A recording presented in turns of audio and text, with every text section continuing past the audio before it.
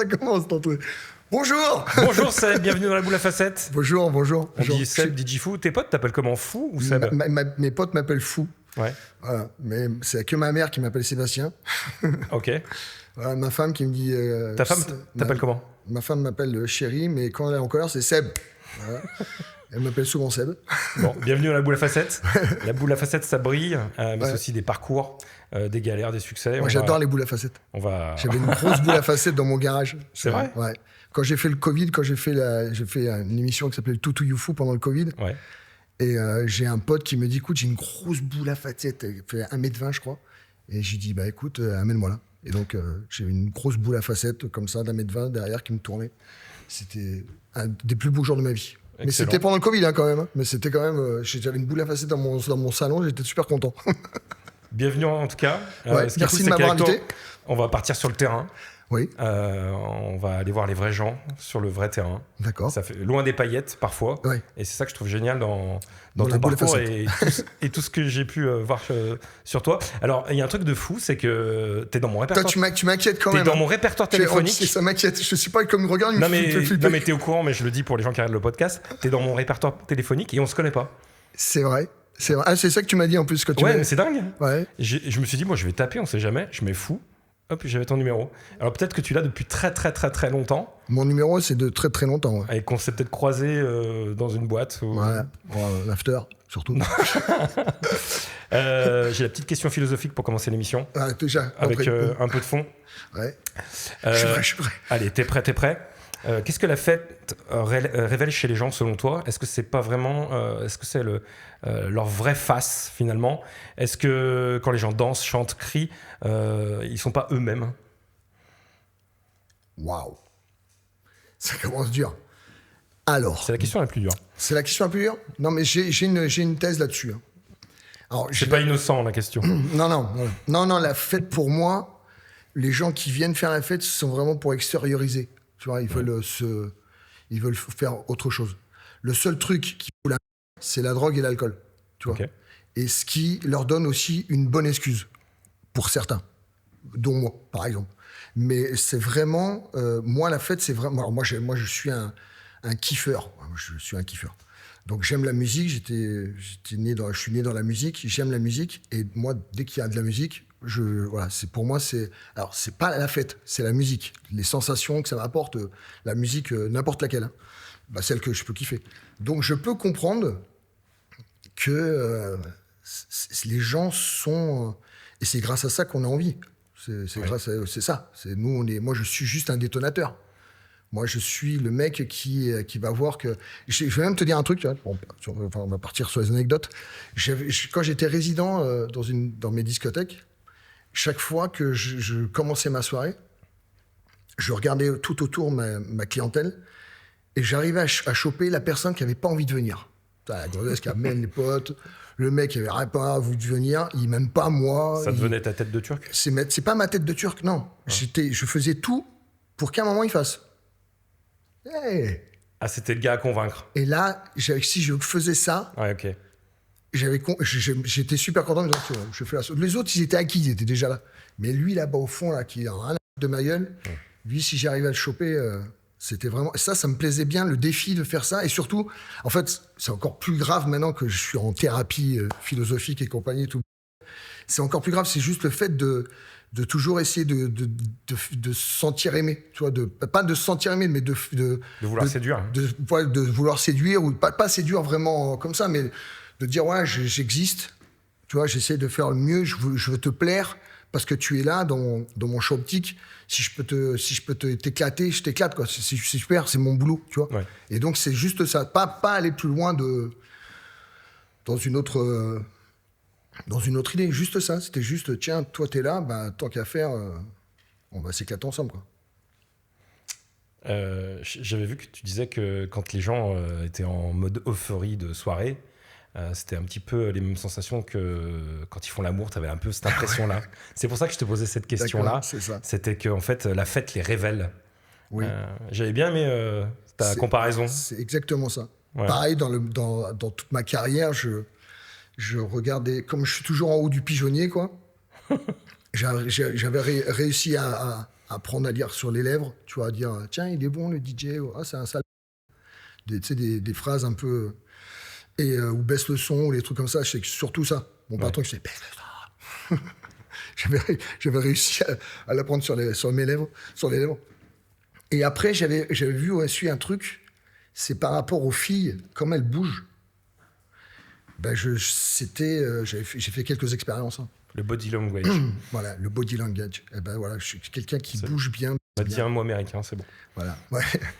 C'est exactement ça. Mais non, mais en fait, c'est ça. C'était le fait de se révéler, même, c'est pas une histoire de physique, mais voilà, j'avais vu que si tu bouges bien, tu bouges bien par rapport au tempo. L'amour, c'est un tempo aussi, quoi. Tu vois, et le BPM, tout ça, ça va avec. Et quand tu bouges ou quand tu... c'était une idée comme ça. Et c'est cette réflexion que j'avais. Et t'as pu le vérifier, du coup ? Oui. Donc ça fonctionne ? Très, très souvent. Ok. T'es né en Saône-et-Loire en 72. Je suis un vrai bourguignon. On dira pas ton âge, mais je crois que t'es de septembre. Ouais, 72, ouais. Ton papa est batteur. Était batteur, parce qu'il est décédé depuis très longtemps. Il m'a laissé quand j'avais 11 ans. Ouais. Voilà. Donc, tu as un papa qui est musicien. Ouais. Et toi aussi, tu fais de la musique en 83. Forcé. Champion d'accordéon. Alors, c'est extraordinaire. Champion de France d'accordéon, qu'est-ce que c'est ? Qu'est-ce que ça veut dire ? C'est juste que mon père m'a forcé à faire de la musique à 5 ans. Je n'avais pas trop le choix non plus. Et donc, il m'a mis à l'accordéon. C'est ça qui était un petit peu compliqué, surtout à l'adolescence. C'est pas l'instrument le plus sexy. Ouais, voilà, déjà pour draguer. Moi, mon frère était à la guitare, c'était beaucoup plus sympa. Quoi. Sur la plage, ça passe bien. Ça passe beaucoup mieux. Bon, après, j'étais très jeune, j'avais 10-11 ans. Mais c'était plus, j'en voulais plus à mon père de pas aller jouer au foot avec mes potes que je faisais l'accordéon. Mais maintenant, s'il serait encore vivant, je lui dirais merci parce qu'il m'a tellement sauvé la vie. Parce que j'étais pas très très bon à l'école, j'étais pas très très bon nulle part même. Ouais. Et c'est la musique qui m'a sauvé la vie. Donc de savoir compter jusqu'à 4, de savoir ce que c'est. Pour moi, la première fois que je suis arrivé derrière les platines, c'était tellement facile pour moi. Ouais, bon bah voilà quoi. C'était pour moi une évidence quoi. Tu vois, j'avais déjà les bases de la musique. Tu connaissais la musique. La musique, j'entends la musique, j'entends les notes, j'entends plein de choses. Ce qui à une certaine époque était un problème pour certains DJ qui connaissaient pas la musique et qui mixaient tout à côté. Oui, voilà, c'est ça. Le BPH, c'est le battement par hasard. Je connaissais pas, c'est bon. Moi, je mixe au BPM. Ouais, tu savais ce que c'était une mesure. Tout, voilà. Ouais. La musique, c'est mathématique, c'est comme la cuisine. Quoi. Tu vois, c'est une histoire de poids, c'est une histoire de tempo, une histoire de vitesse. Tout est matique. Et après, dedans, quand tu connais les bases, après, tu peux te permettre de faire ce que tu veux. Quoi. Ouais. Tu vois, quand tu fais 1, 2, 3, 4, fais 1, 2, 3, 4, 1, 2, 3, 4, tu t'accélères, tu ralentis. Voilà, mais il faut que ça reste dans les clous. Quoi. Et après, il y a des gens qui sont beaucoup plus fous, qui font des SD7, d'autres tempos, mais nous, on est très binaires. Déjà, quand tu fais des morceaux en ternaire, c'est assez compliqué. Tu vois. Donc là, on est très binaire, mais ça va. Déjà, c'est déjà bien. Parce que déjà, même avec la technique qu'on a maintenant, il y en a qui sont quand même à côté. Quoi. Et à quel moment tu passes des instruments aux machines ? Et puis après les platines ? En fait, j'ai commencé à l'accordéon. Mon père est décédé, j'ai repris sa batterie. Ouais. On a commencé à faire un groupe de rock avec mon frère. Ouais. Dans le HLM, c'était pas une bonne idée. Après, on a déménagé dans une maison. Là, c'était beaucoup plus cool. Donc,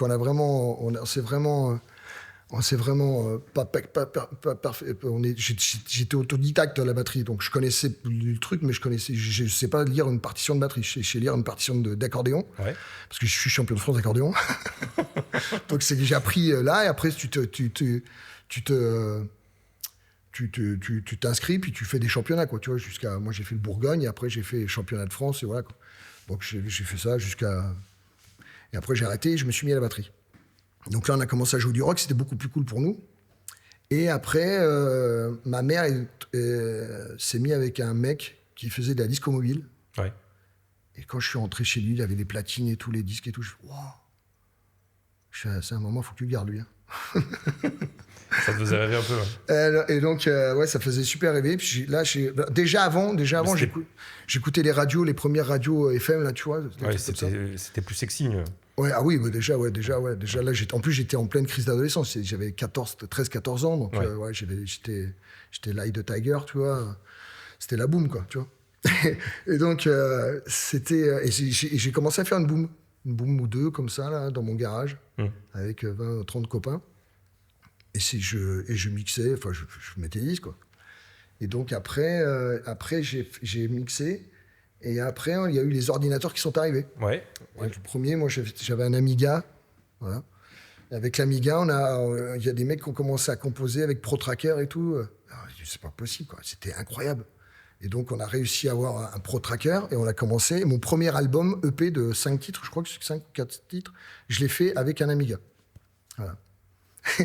J'ai fait ça en 94. Quoi. J'ai vu dans une interview que c'est ta maman qui t'amène pour la première fois en club. Oui. T'as 12-13 ans, je sais plus. Ouais. Non, c'est même pas à elle. Hein. Je suis ma mère, en fait. Ah, tu la suis? Ouais, parce qu'elle sortait. Moi, j'étais à l'école et je voyais ma mère sortir. Ça me réveillait parce que elle n'était pas très discrète, ma mère. Et je la voyais partir en pleine nuit. Qu'est-ce qu'elle fait? Et un jour, je la suis. Parce qu'elle partait à pied, elle descendait, tout ça. J'étais un peu inquiet parce que ma mère est un peu fragile. Elle est très malade. Elle fait une dépression nerveuse depuis 50 ans. Elle a un record, je crois qu'elle a fait 200 tentatives de suicide. Oh. On les compte plus maintenant, mais voilà. Enfin, ma mère a été donc là, j'étais inquiet pour elle. Oui, voilà, c'est ça. Donc, et donc, du coup, tu as fini dans un club. Je l'ai suivie. Donc, je n'avais pas fait gaffe qu'elle était pomponnée et tout ça, parce que c'était machin. Moi, j'avais pris un jean machin, et je la suis de machin. Et au moment qu'elle arrive devant le truc rouge, là, je me rappelle, c'était à Troyes, à Saint-André-les-Vergers, exactement. La boîte s'appelait L'Évasion. Ok, ouais. Et je fais, maman, tu fais quoi? Elle me fait, mais qu'est-ce que tu fais là? J'ai fait, je te suis, j'ai eu peur. Je pensais que tu allais faire une je sais pas quoi. Ouais. Et donc j'avais 13-14 ans, elle m'a dit je vais les danser. Ah bon? Et donc elle m'a dit viens. Je suis venu, je suis rentré dans la boîte, j'ai fait tout était parfait. Voilà. Comment t'as réussi à rentrer dans la boîte si jeune? Ma mère, hein, voilà, c'est tout. Le mec, je pense que c'était une super cliente, donc elle a dit c'est bon, il y a mon fils. Et puis voilà, c'est pas commun quand même. Ouais, mais c'était.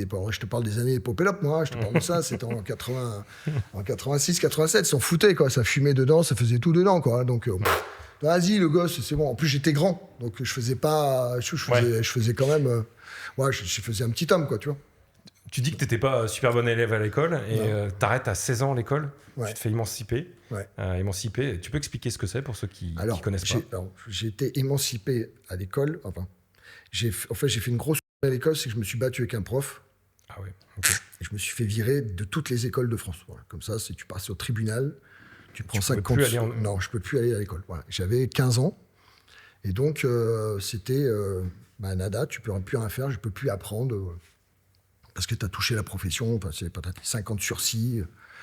Et donc, là, je suis entre deux eaux, je sais pas si je fais dealer ou si je fais forain.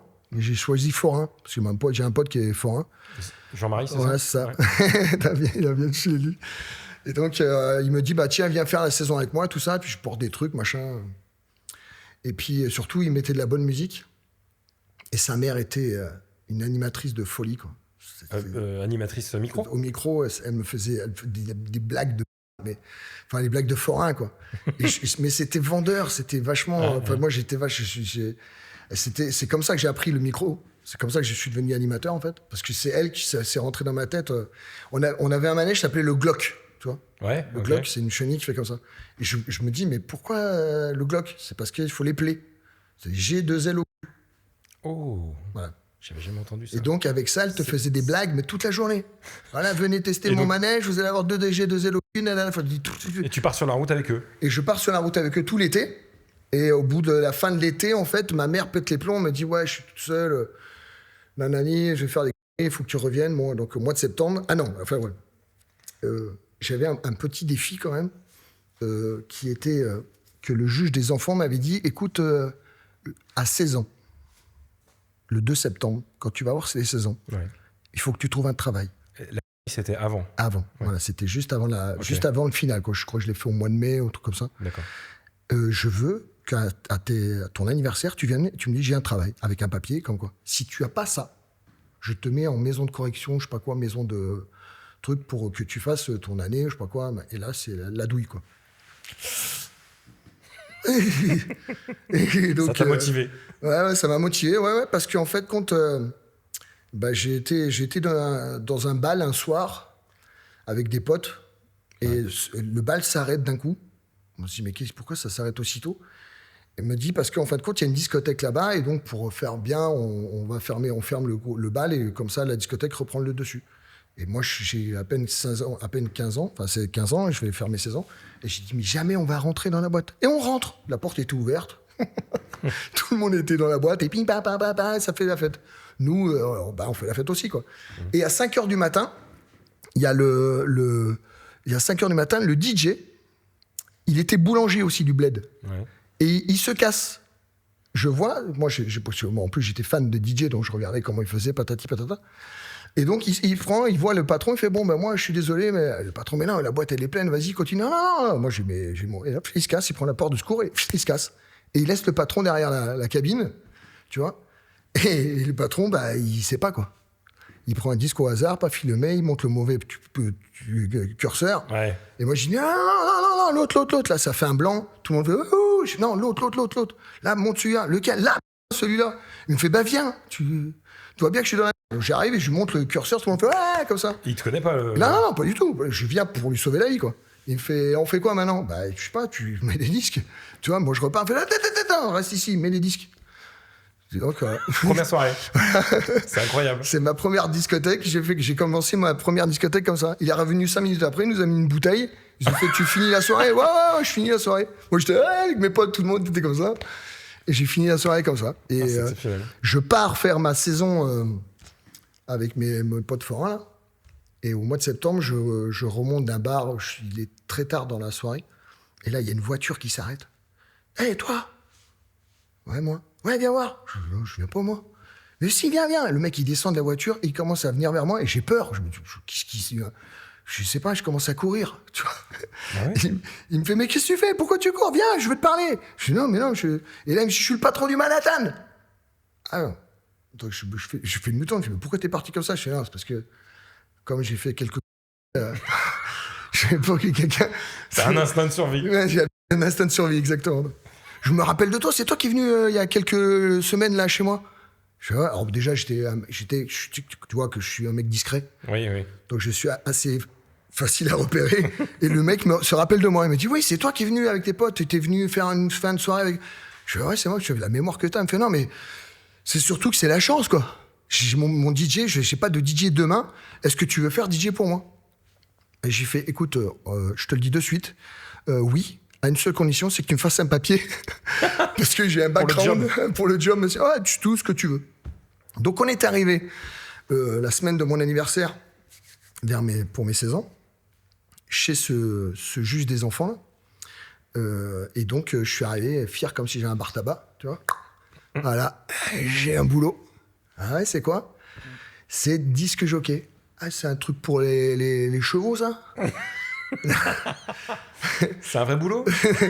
Non, je suis DJ dans une boîte. Ah ouais, d'accord. Et je me rappelle, mon avocat a dit, on n'allait pas en faire un médecin en 3 semaines. C'est bon, déjà il a un boulot, alors mettez-vous le tampon et on n'en parle plus. Et il m'a regardé, il m'a dit, je veux plus jamais te revoir. Et je lui ai dit, vous savez quoi? Vous me verrez plus jamais. Et pour te finir l'idée, 20 ans après, c'était à Carcassonne, ça. Ouais. Je suis invité dans la boîte du bled de Carcassonne qui s'appelle le Xénon, où j'ai été résident là-bas. Et 20 ans après, j'y étais un petit peu dans l'après-midi et j'ai frappé à la porte du juge des enfants. Ouais. Et donc, il y a une personne qui m'ouvre. Je fais, voilà, je vous explique. Je suis un jeune qui était délinquant il y a 20 ans. Et je voulais parler à ce monsieur. Il m'a dit, bah, écoutez, il est parti à la retraite. Là, il y a quelques temps, et il vient de mourir en plus. Oh. Il m'a dit, c'est moi son remplaçant. Et donc, j'ai dû peut-être vous croiser. Je fais, non, je voulais juste vous dire qu'il y a 20 ans, il m'avait dit, je voulais plus jamais te revoir. Et je voulais lui dire merci parce que il m'a tellement fait peur. Il m'a tellement fait peur que je n'ai plus jamais. Et je voulais lui dire que maintenant, je suis DJ fou, que j'ai vendu 1 million de singles, que j'ai une belle carrière. Et voilà, merci, je voulais dire ça. Et le mec m'a dit... c'est super touchant. Voilà, vous êtes la première personne de toute la carrière que j'ai depuis moi, en tant que juge des enfants, qui quelqu'un revient vers nous pour nous dire merci. Voilà. La boucle est bouclée. En 90, tu vas au Marina, ouais. à Barcarès. Une erreur aussi, pareil. Toute ma vie est une erreur. Enfin, c'est pas des erreurs. Non, c'est des trajectoires. Non, même pas. Non, c'est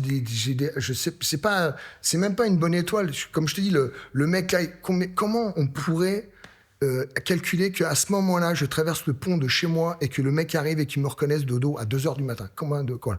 Là, je travaille dans une petite boîte à côté de Cessac, dans la montagne noire vers Castelnaudary par là-bas, et je veux prendre 15 jours de vacances. Et mon pote, il fait, viens, on va à Barcarès. Et à Barcarès, on voit le marina. Quoi. C'est quoi ce truc? Mais j'ai jamais vu un truc aussi gros. Et pour rentrer gratos, parce qu'on n'avait pas de caillasse, qu'on avait des crevards, on a fait ding dong, bonjour monsieur, je suis DJ, je cherche du boulot, est-ce que je pourrais voir le directeur? Ouais, pas de souci, allez-y. Je la connaissais pas, celle-ci. Si vous voulez quelque chose à boire? Oui, bah écoute, double, triple, whisky, coca, machin.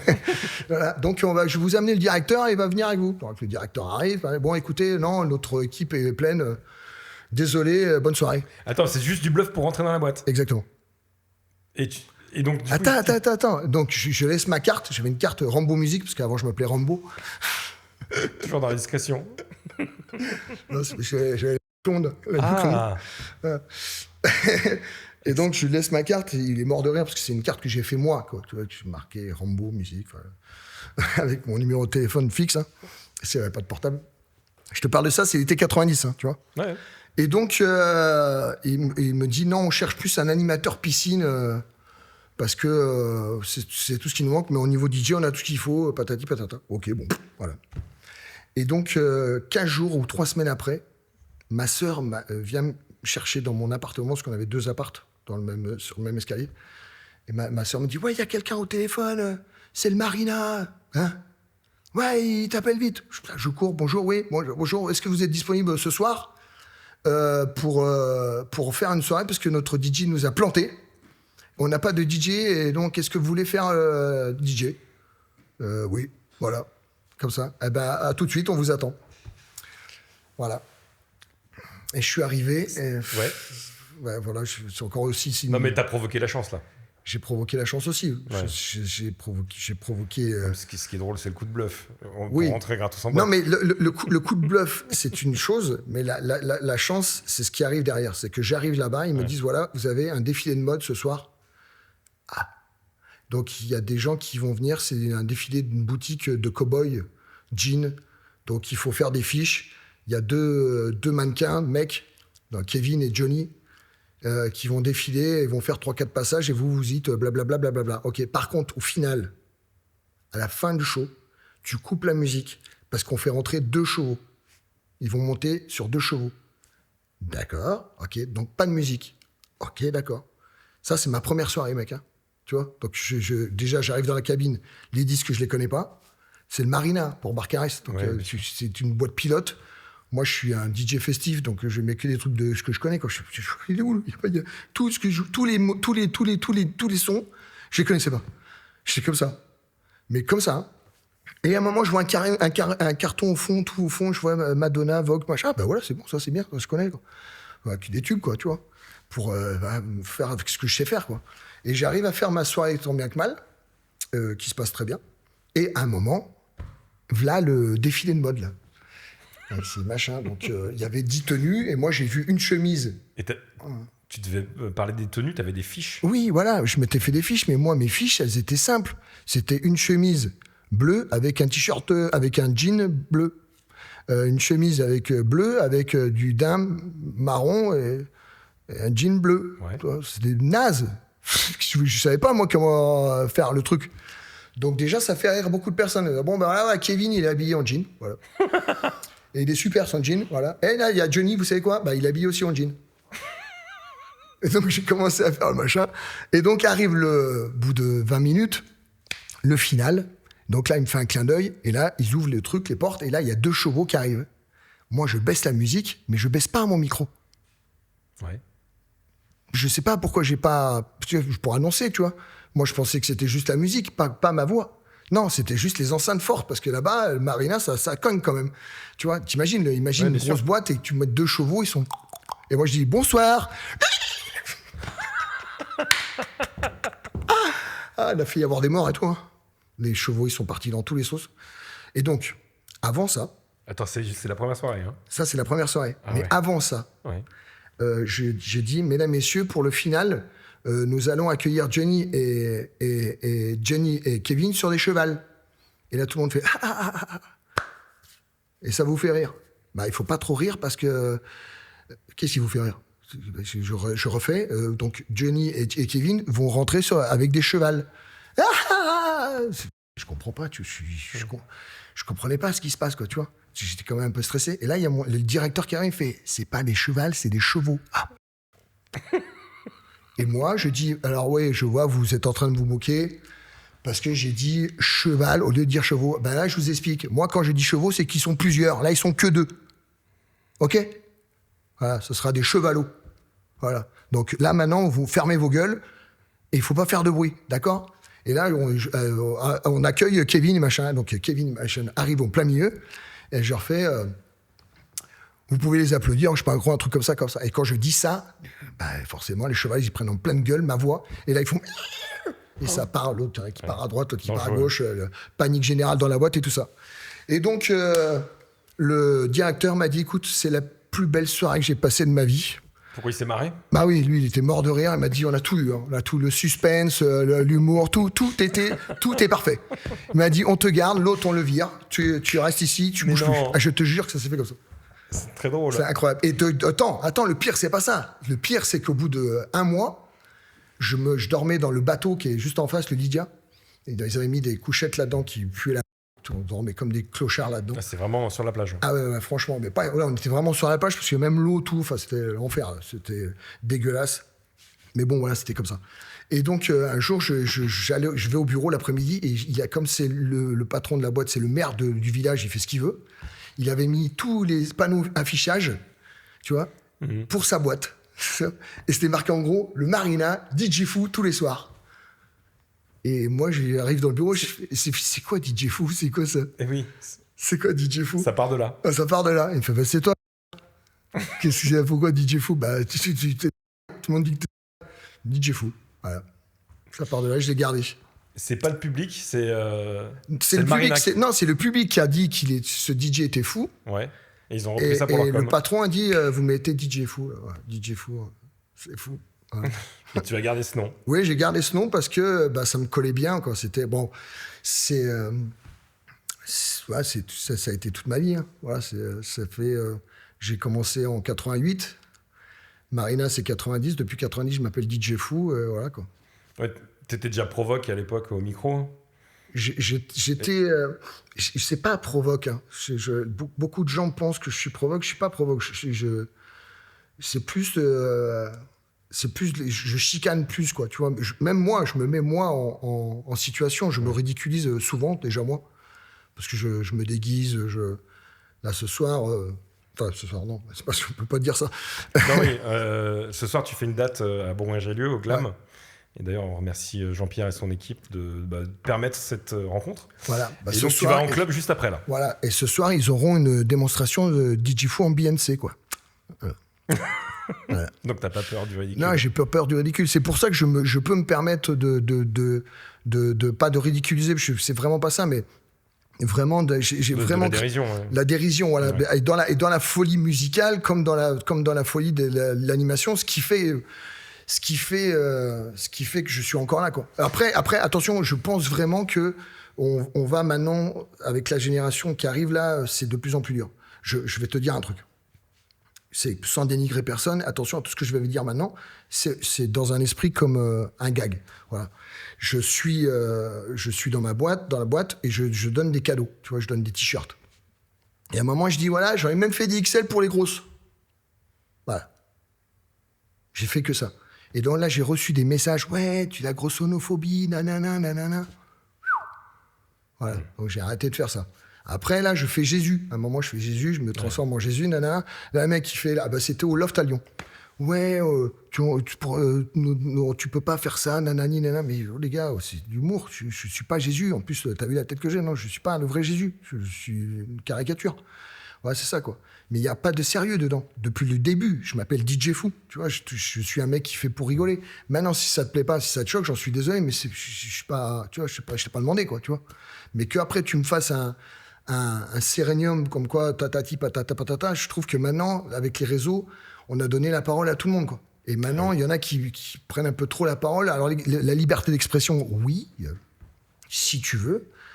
Mais à un moment, il ne faut pas que ça dépasse les bornes. Et là, maintenant, il faut qu'on crée des limites, des lois, parce que ça devient n'importe quoi. Tu vois, comme les gens qui commencent à épouser des lustres ou qui se prennent pour des castors. Il y a des belles vidéos sur... Oui, voilà. Et donc, à un moment... Après, je peux comprendre. Hein.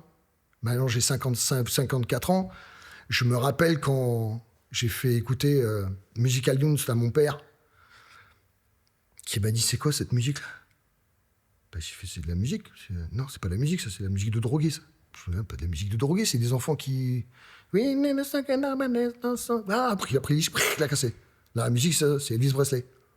Ok, papa, bon, d'accord, voilà. Donc, je peux comprendre que je vieillis et que maintenant, je suis décalé avec la génération de maintenant. Je me sens de plus en plus vieux dans les clubs, mais bizarrement, j'arrive encore à faire la magie, et j'arrive encore à bastonner le truc, à faire rire les gens, tout ça. Mais c'est quand même très tendance. Maintenant, il faut faire vraiment attention à tout. Moi, j'ai jamais fait, comme je te dis, je suis un kiffeur. J'ai jamais fait attention. J'ai toujours été borderline. J'ai toujours été, et comme je te dis, c'est pas une histoire de provocation. J'ai été toujours en train de faire de la folie pour amuser la galerie. Tu vois, c'est ça que je fais, moi. Mon métier, c'est ça. Agitateur. Voilà, c'est ça. Je fais ça pour. Alors après, il y a des choses qui sont pas bien. Il y a des choses qui sont bien. Il y a des choses que je fais. Il y a des choses que je refais plus. Moi, si ça me fait rire, moi, déjà. Alors moi, le problème, c'est que plus ils deviennent comme ça, et plus moi, je deviens hardcore. Tu vois, j'ai ce sentiment qu'après, moi, ça me fait rire. Plus ils sont idiots, plus moi, ça me fait rire. Là, je suis des personnes, là, je pourrais les écouter pendant des heures. Je suis là, oh, c'est génial, mais comment il arrive à être aussi... Tout, tu vois, c'est parfait, quoi, tu vois. Et moi, ça me passionne, quoi, tu vois. Et moi, ça me nourrit, tu vois, d'être entouré de fous. Tu vois, c'est ça qui me nourrit, en fait. Après, d'être dans le raisonnable, qui est raisonnable, qui l'est plus, quoi. On ne sait plus. Là, quand tu vois ce qui se passe dans le monde, bon, bah là, je me dis, ils sont de ma gueule, mais quand même, eux, ils sont masterclass, quand même. Hein. C'est n'importe lesquels, que ce soit dans la politique ou dans le reste, quoi. C'est pour ça que je me dis, bon, je suis quand même fou, mais ouais, ça va, quoi. J'ai du large, quoi. Ouais, t'as un nom à défendre, quand même. Non, je le défends même plus. Ouais. Non, franchement, je sais que je suis... je sais que je sais qui je suis, quoi. Ouais. T'as vite compris quand même, assez rapidement, t'as 18 ans là, quand t'es au Marina, que DJ, c'est pas simplement un mec derrière les platines. Ah non, déjà, comme je t'ai dit, par rapport à mon éducation foraine, ouais. Je savais que pour attirer les gens, il fallait leur parler, il fallait faire du cinéma, il fallait faire des sketchs, il fallait s'habiller. Tu les vois, ces vidéos sur les réseaux, des forains qui se filment en train d'animer sur leur manège? J'en ai vu, mais je sais pas si... Alors, je suis peut-être pas dans... C'est une forme d'animation qu'on connaît mal, finalement, et qui a été un peu... non, en fait, il y a un mec qui a fait c'est super génial. Il y a un mec qui a fait ça. Ouais. Et c'est la première trend du monde, en fait. Le forain, il est comme ça. C'est comme le manouche et les voleurs de poules, les gitans, tu vois. Ils ont tous un... le forain, lui, il parle comme ça. Mais pas du tout. Pas du tout. Moi, la mère de mon pote, elle parlait pas comme ça. J'avais un mec qui faisait le tagada aussi. C'est quoi le tagada? Le tagada, c'est le tapis qui fait comme ça, et ça tourne comme ça. Et là, maintenant, il y a carrément une gonzesse en bonne sœur qui se met au milieu. Tu vois, t'as pas vu cette traîne-là? Une bonne sœur vraiment mal maquillée qui est au milieu et elle bouge pas. Et le truc, il bouge comme ça, tout le monde fait... Elle est au milieu, elle bouge pas. J'en vois plein des animateurs. Ouais, voilà. Et lui, et là, ce mec-là, lui, il parlait, c'était ça, c'était que de la répartie. Moi, je suis très, je suis né dans une cité. J'ai toujours été entouré de chicaneurs. Notre jeu préféré, c'était ça, c'était de chicaner et d'avoir de la répartie sur n'importe quoi. Tu vois, d'être le plus toujours, c'était moi le dernier à parler, c'est moi. Quoi. En gros, c'est ça. Avec une blague, où surtout, il fallait que ça fasse rire, parce qu'on se moquait de les uns ou les autres. C'est un peu comme ça que je fais l'animation. C'est que je fais mon animation par rapport à, comme je te disais tout à l'heure, je mets des disques et je mets toujours les mêmes disques. Le seul truc qui me sauve et qui me donne la vie, c'est de le faire dans des boîtes différentes avec des gens qui me connaissent ou pas. Il y en a qui me connaissent tellement, qui savent que je vais mettre ça, ou je vais dire ça, je vais faire ça. Ils adorent parce que c'est leur moment, ils savent que là, ils vont... Fou, je vais mettre la cagoule, je vais mettre un truc, tu vois. C'est même le truc, c'est pour ça que j'ai arrêté d'être résident, parce que je savais qu'au bout d'un moment, dans le même patelin, dans la même boîte, ça devenait redondant. Les premiers, quand j'arrivais dans les boîtes, chaque fois, j'étais l'ovni, quoi. C'était vraiment, mais c'est quoi ce mec-là? C'est incroyable. Et donc, ça faisait le truc. Et après, je montais la boîte au taquet. Puis, quand elle était au taquet, je disais au patron, ciao. Et le mec, il fait, mais non, mais pars pas maintenant. Mais non, si, c'est maintenant qu'il faut que je parte parce qu'à un moment, ça va se casser la gueule et je veux pas être responsable de ça, quoi. Parce que les premiers qui t'aiment, c'est les premiers qui te haient. À un moment, ouais, c'est bon, on connaît DJ Fou. C'est comme les mecs qui viennent tous les week-ends et qui font, vas-y, fais Jésus. Fais je mets le why. Mais c'est bon, les gars, on va faire autre chose. Non, mais j'ai amené des potes et tout, vas-y, fais Jésus. Et au bout d'un mois, ils disent, ouais, t'en as pas marre de faire Jésus. Il faut trouver l'équilibre. Là, tu tournes une dizaine d'années, ouais. 90-2000 dans le sud-ouest. Ouais. Qu'est-ce que ça t'apprend? C'est un peu l'école de la nuit, là? Ouais, tout. Ouais. J'ai tout. T'as tout appris là-bas? Tout. Surtout. J'ai noté des noms de boîtes, Kalimba, Xenon, ouais. BCM, je sais pas si ouais, BCM, c'est à Toulouse, ouais. Félin, le Félin, Argelès. Félin, ouais. Amazon, c'est ma dernière boîte, ça. Ouais. Ça, c'est la dernière boîte que j'ai fait. Ben voilà, la première fois, je suis arrivé là-bas, j'ai fait la révélation, tout le monde a fait waouh! Et je pars faire une saison au Félin. Et en septembre, le mec me dit, tu reviens refaire l'hiver. Je fais non, je suis pas très chaud. C'est pas bon. Si, il faut revenir, machin. Et je devais partir dans une autre boîte. Je devais partir, en fait. Je vais vous raconter cette blague. Je suis pas sûr que c'est pas une blague. Hein. Il y a un mec qui vient au Félin à Argelès pendant la saison d'été et qui me dit ouais, je suis Pascal, je suis le patron du Macumba à Genève. Et ce que tu fais, c'est super. Tiens mon numéro, tu m'appelles quand tu as fini ta saison, tu viens et je t'embauche. Macumba à Genève, ah oui, je viens quoi, tu vois. Ouais. Comme j'avais fait des gros clubs et tout ça, que le mec, je me suis dit, bah oui, peut-être il cherche des vrais DJ. Et voilà quoi, des vrais DJ. et donc, je vais au Macumba de Genève. Non, bonjour, je voudrais voir Pascal. Il m'a demandé de venir, je m'appelle DJ Fou. On n'a pas de Pascal ici. Oui. Ah bon, c'est ce que j'allais te dire. C'est un gros mytho. Quoi. Et moi, je l'ai cru, je sais pas pourquoi j'ai cru. Je sais pas pourquoi j'ai voulu y croire, quoi.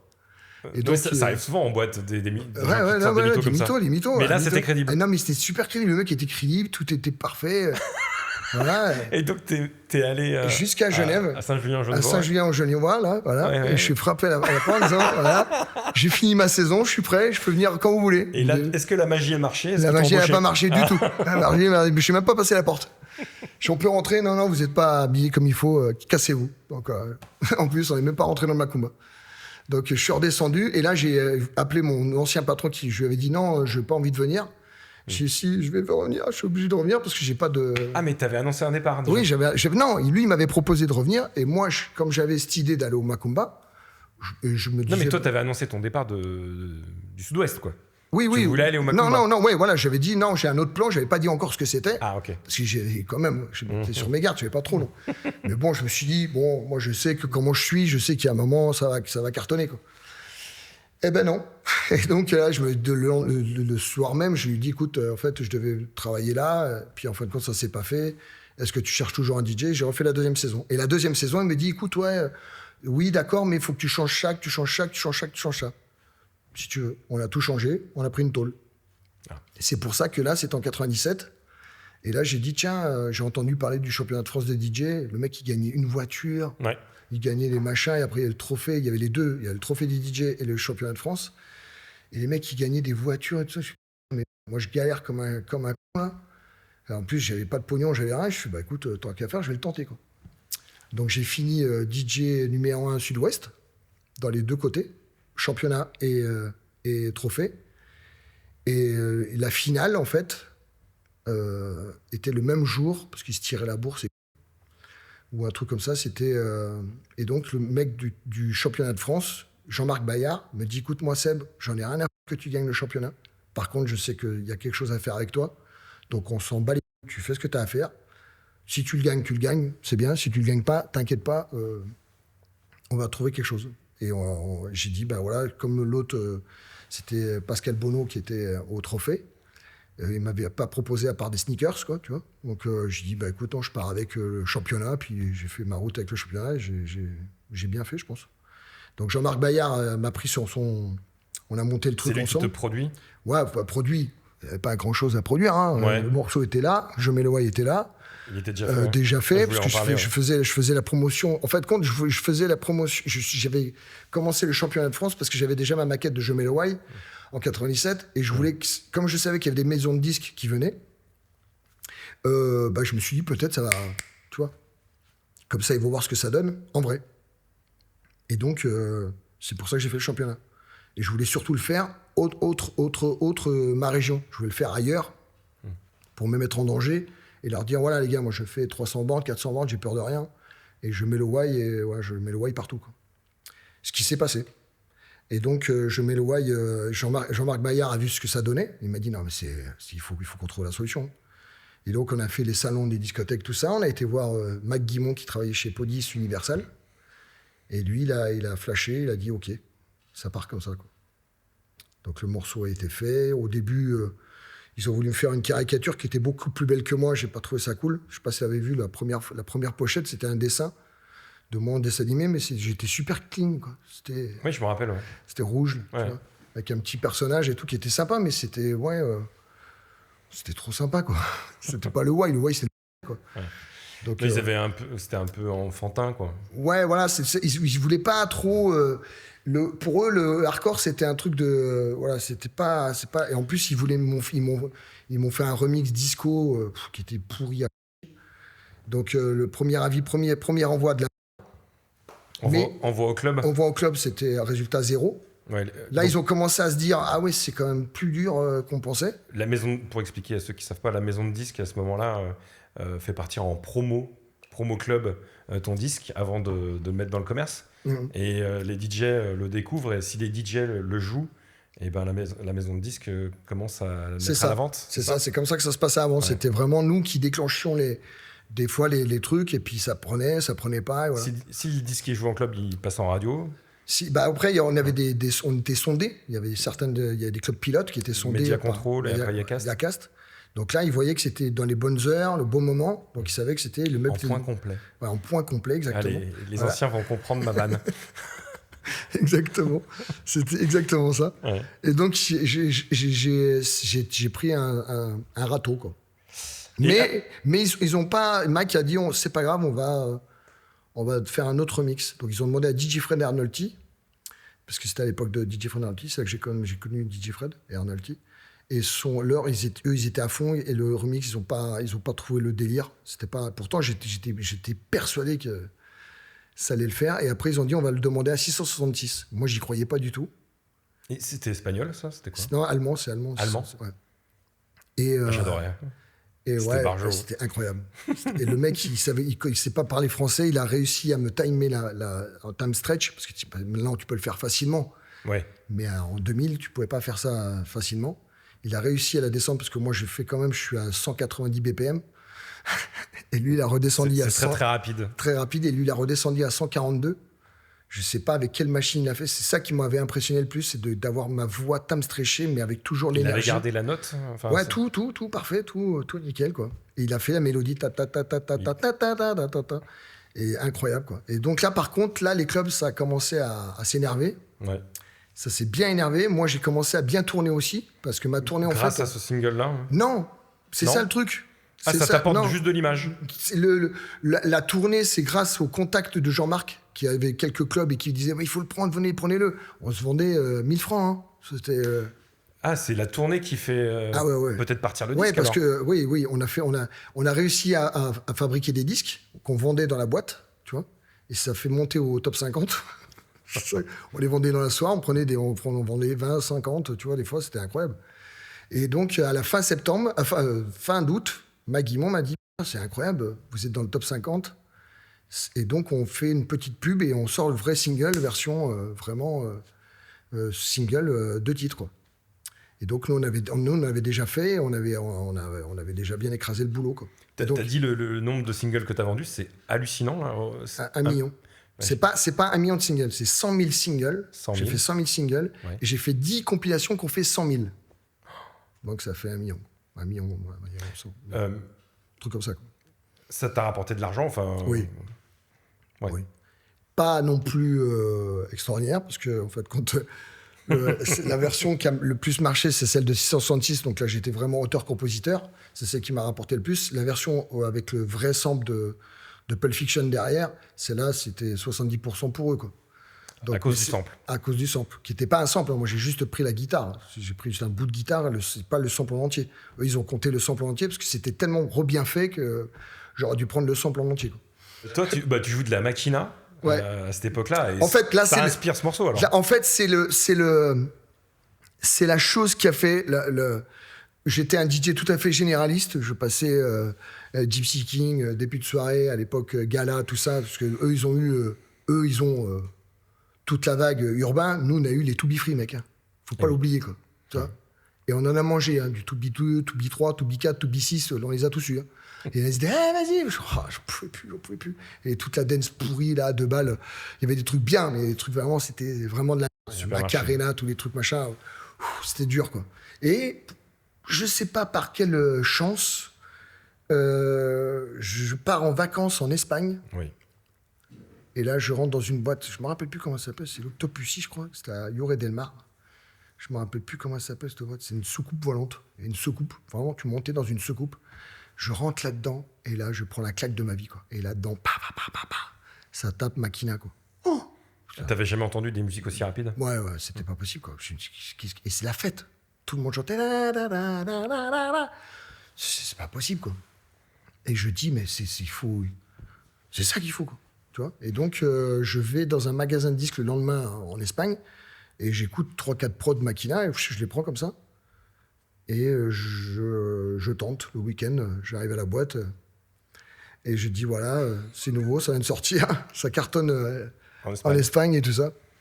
Et j'ai vidé la piste. Ouais. Et comme j'ai vidé la piste, c'est moi qui ai été dansé, en fait. T'inquiète, comme je t'ai dit, à un moment, il faut faire le show, quoi. Donc là, vraiment, tout le monde se casse, et moi, je suis au milieu de la piste, et parce que c'est vachement bien. Hein. Et à la fin du disque, je suis reparti, puis j'ai remis de musique normale, quoi. Bon, c'est pas grave. Hein.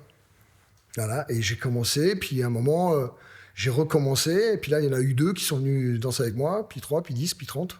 Voilà. Et à la fin, je mettais que ça. C'était incroyable. C'était incroyable. Et donc, j'ai joué de la techno, toute l'époque où Daft Punk est arrivé avec Chronic Scratching, tout ça, on s'est pris ça des tartes comme ça dans la gueule. On a vécu ça, et j'ai eu la chance de faire... Moi, j'appelais ça... C'était au début des rave parties, tu vois. Ouais.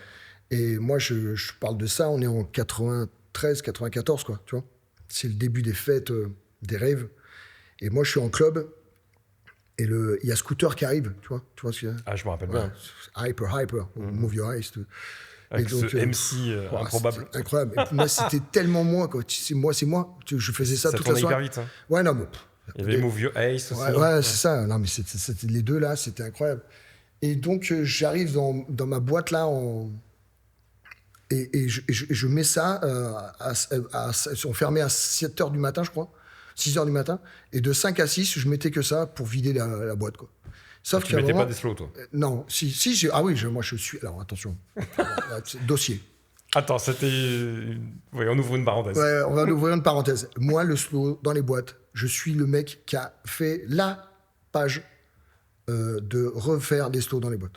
Voilà. Okay. Sinon, il faut qu'on trouve une solution. Voilà. Pour tous les moches, pour tous ceux qui sont timides, pour tous les mecs un peu comme moi, quoi. Tu vois, c'est bien un slow, quoi. Tu vois, c'est là. Ouais.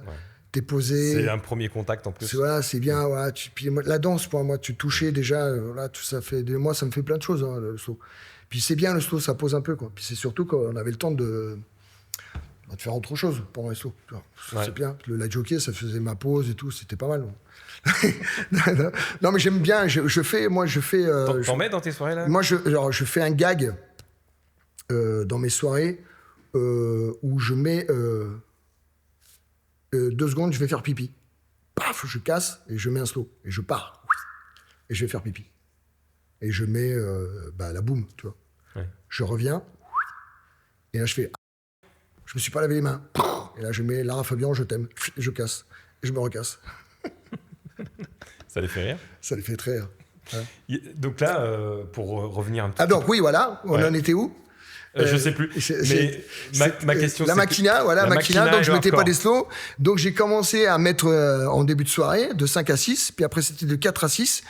Puis après, à 2h du matin, tous mes aficionados disaient, vas-y mec, allez, arrête ta musique de là, vas-y, fais péter. Ouais, mais non, 2h du matin, c'est le gars, faut que je mette Gala, faut que je mette tous ces Ça a trucs-là, gagné quoi. du terrain, là. Voilà, et là, avec ça grattait, les mecs, ils disaient, non mais vas-y, pète-nous la gueule, quoi. Et donc, 3h, puis la boîte se remplissait de plus en plus. Parce que, en plus, c'est ça qui était bien. C'est ce que je voudrais refaire maintenant. C'est pas, alors, je refais une autre parenthèse, hein, ça va être un peu parenthèse, mais par rapport aux réseaux sociaux. Ouais. J'ai plein de questions sur les réseaux. Ah, voilà. Je le dirai. Je te le dirai parce qu'il faut que je garde bien, mais j'ai peur de les oublier, en fait. Vas-y. Non, en fait, c'est par rapport à comment moi j'ai commencé, en fait, j'avais pas de réseaux sociaux. Sociaux. Ouais. Et donc, les gens venaient me voir pour dire mais ce mec est fou. Il travaille où? Je sais pas, mais il faut y aller. J'étais tellement fort que je travaillais là ou là. Non, il faut aller le voir lui. Puis lui, c'est comme ce qui se passe quand tu vas voir David Guetta. On sait pas, on va voir David Guetta, tu vois. Ben là, c'était ça. Et il n'y avait pas de réseau social. C'était juste du bouche à oreille en disant mais nous, ce qu'il fait, machin, c'est. Alors il y en a qui n'aimaient pas, il y en a qui. Mais moi, ma boîte, elle était pleine. Mon patron me disait mais c'est pas. Et plus tu tapais, et plus j'envoyais, plus ça tapait, plus ça remplissait. Les mecs, c'était incroyable. On était à Toulouse. Mais t'étais le seul à faire ça. Non, en plus non, parce que ça a donné envie à d'autres. Il y avait d'autres. Alors, ça a tellement. Alors, je veux pas dire que c'est moi le premier, parce que ça serait vraiment boulard. Mais on s'est retrouvé avec 4 DJ, dont Jean-Philippe du James, qui était à 30-40 km de moi. Il y avait aussi Franz, qui était à Castres, et ça jouait de la Machina. On était dans la région toulousaine, on jouait de la Machina.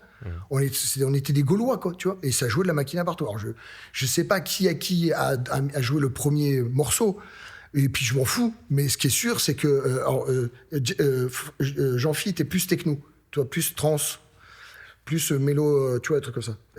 Franz, lui, il était plus Machina chanté, tu vois. Et moi, j'étais vraiment Machina de Valencia, quoi. C'était de la musique de dessin animé, quoi, tu vois. C'était très fou, quoi, tu vois. Et bon, il y a un petit effet de mode, peut-être, mais... dans notre coin. Ouais, c'est dans votre coin à vous, parce que moi, j'ai vite compris qu'en 97, quand je suis arrivé, parce que moi, je suis arrivé en mode, allez, tout le monde aime la Machina, quoi. Ouais. Je vais même te dire une anecdote, là, j'en ai une autre, elle est super. Ça, c'est un ami de Jean-Marc Bayard. Jean-Marc l'appelle, dit ouais, écoute, j'ai un petit jeune là, faut que tu le prennes dans ta boîte. La boîte, elle s'appelle l'Ibiza, c'est à Romorantin. Ouais, si tu veux, il fait quoi comme musique? Il fait de la musique espagnole, tu vois, c'est génial. Ouais, ok, d'accord. Ah, il s'est trompé de musique espagnole. Écoute-moi bien. Et la blague. Moi, j'arrive, il fait, c'est quoi ta musique là?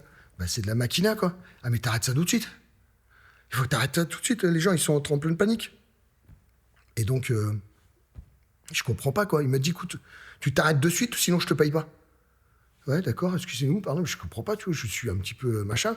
Alors oui, effectivement, j'ai bien senti que quand j'ai commencé à mixer, les mecs, ils étaient un petit peu stressés. Mais ça, c'était mon habitude. Après, j'arrivais à les mettre dedans, en disant, elle va chercher, nanana, j'arrivais à faire le truc. Mais lui, il m'a pas laissé la chance. Il m'a sur 2 titres, au bout du 2e titre, il m'a fait, ah, c'est quoi ta musique? J'avais pas compris au début. J'ai vu un quiproquo. Hein. Ouais, non, mais j'avais pas fait gaffe que quand je suis entré dans la boîte, le mec, il avait joué Boys Don't Gang, I love you, baby, tu vois, des trucs disco, tu vois. J'avais pas capté qu'il n'était pas encore dans le. Nous, c'était à l'époque de la French Touch, tout le monde jouait du Stardust, c'était à cette époque-là, quoi. Ouais. En 2000, quoi, tu vois. C'est justement. Voilà, c'est moi, et moi, j'étais en mode. Plus ils étaient disco, et plus moi, j'étais. Toi, c'est une période où tu joues de la Machina, du hardcore, ouais. Et à côté de ça, tout le monde a envie de jouer de la house. Il y a des gens, des DJ, des patrons, des gens qui te regardent de haut par rapport à ça. Parce que toi, tu l'assumes, mais... Qui me regardent de haut, oui, bien sûr, mais ils me regardent surtout comme un débile, quoi. Ouais. C'est quoi, lui, tu vois? Mais personne n'a misé 1 euro sur ma gueule. 1 million de singles, quoi. Ouais, voilà. Faut le rappeler. C'est tout, quoi. Je m'en fous. Alors oui, je suis pas Clamaran, oui, je suis pas Bob Sinclair. J'ai fait ma petite carrière comme ça. Je sais que, tu vois, c'est Bob Sinclair j'avais croisé Bob Sinclair le jour de ma première Saint-Sassem, le 6 juillet 2000, exactement. Il faisait une soirée anniversaire à l'Étoile à Metz. Et moi, ma mère m'appelle en me disant Seb, je viens de recevoir une lettre de la SACEM. C'est quoi? Ben ouvre. Ouais, il y a un chèque. Ah ouais, combien? Alors, c'est 20, non, 200, non. Ah, je fais combien de chiffres? Et donc, je suis arrivé au bar et je fais tournée générale. Et là, Bob, il m'a dit je crois que tu as touché la SACEM, toi. Ben, tu sais quoi? Tu devrais. Tranquille. Tu devrais calmer le jeu parce que tu sais pas ce qui va se passer l'année prochaine. Je fais non.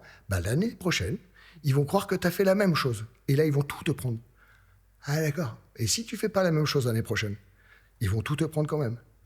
D'accord. Et j'ai bien écouté ce qu'il m'a dit. Ouais. Et grâce à lui, j'ai tout mis sur un compte et j'ai rien touché. T'as réussi à faire ça? Ouais.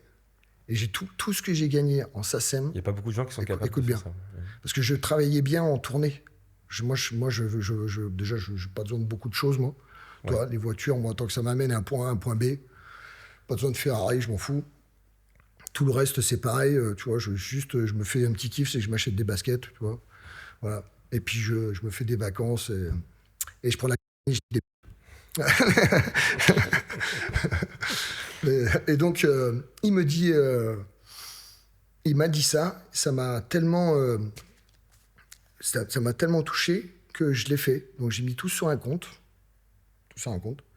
Et c'était tu sais, je suis imposé. Donc, et je suis imposé au mois, et donc tous les mois, machin.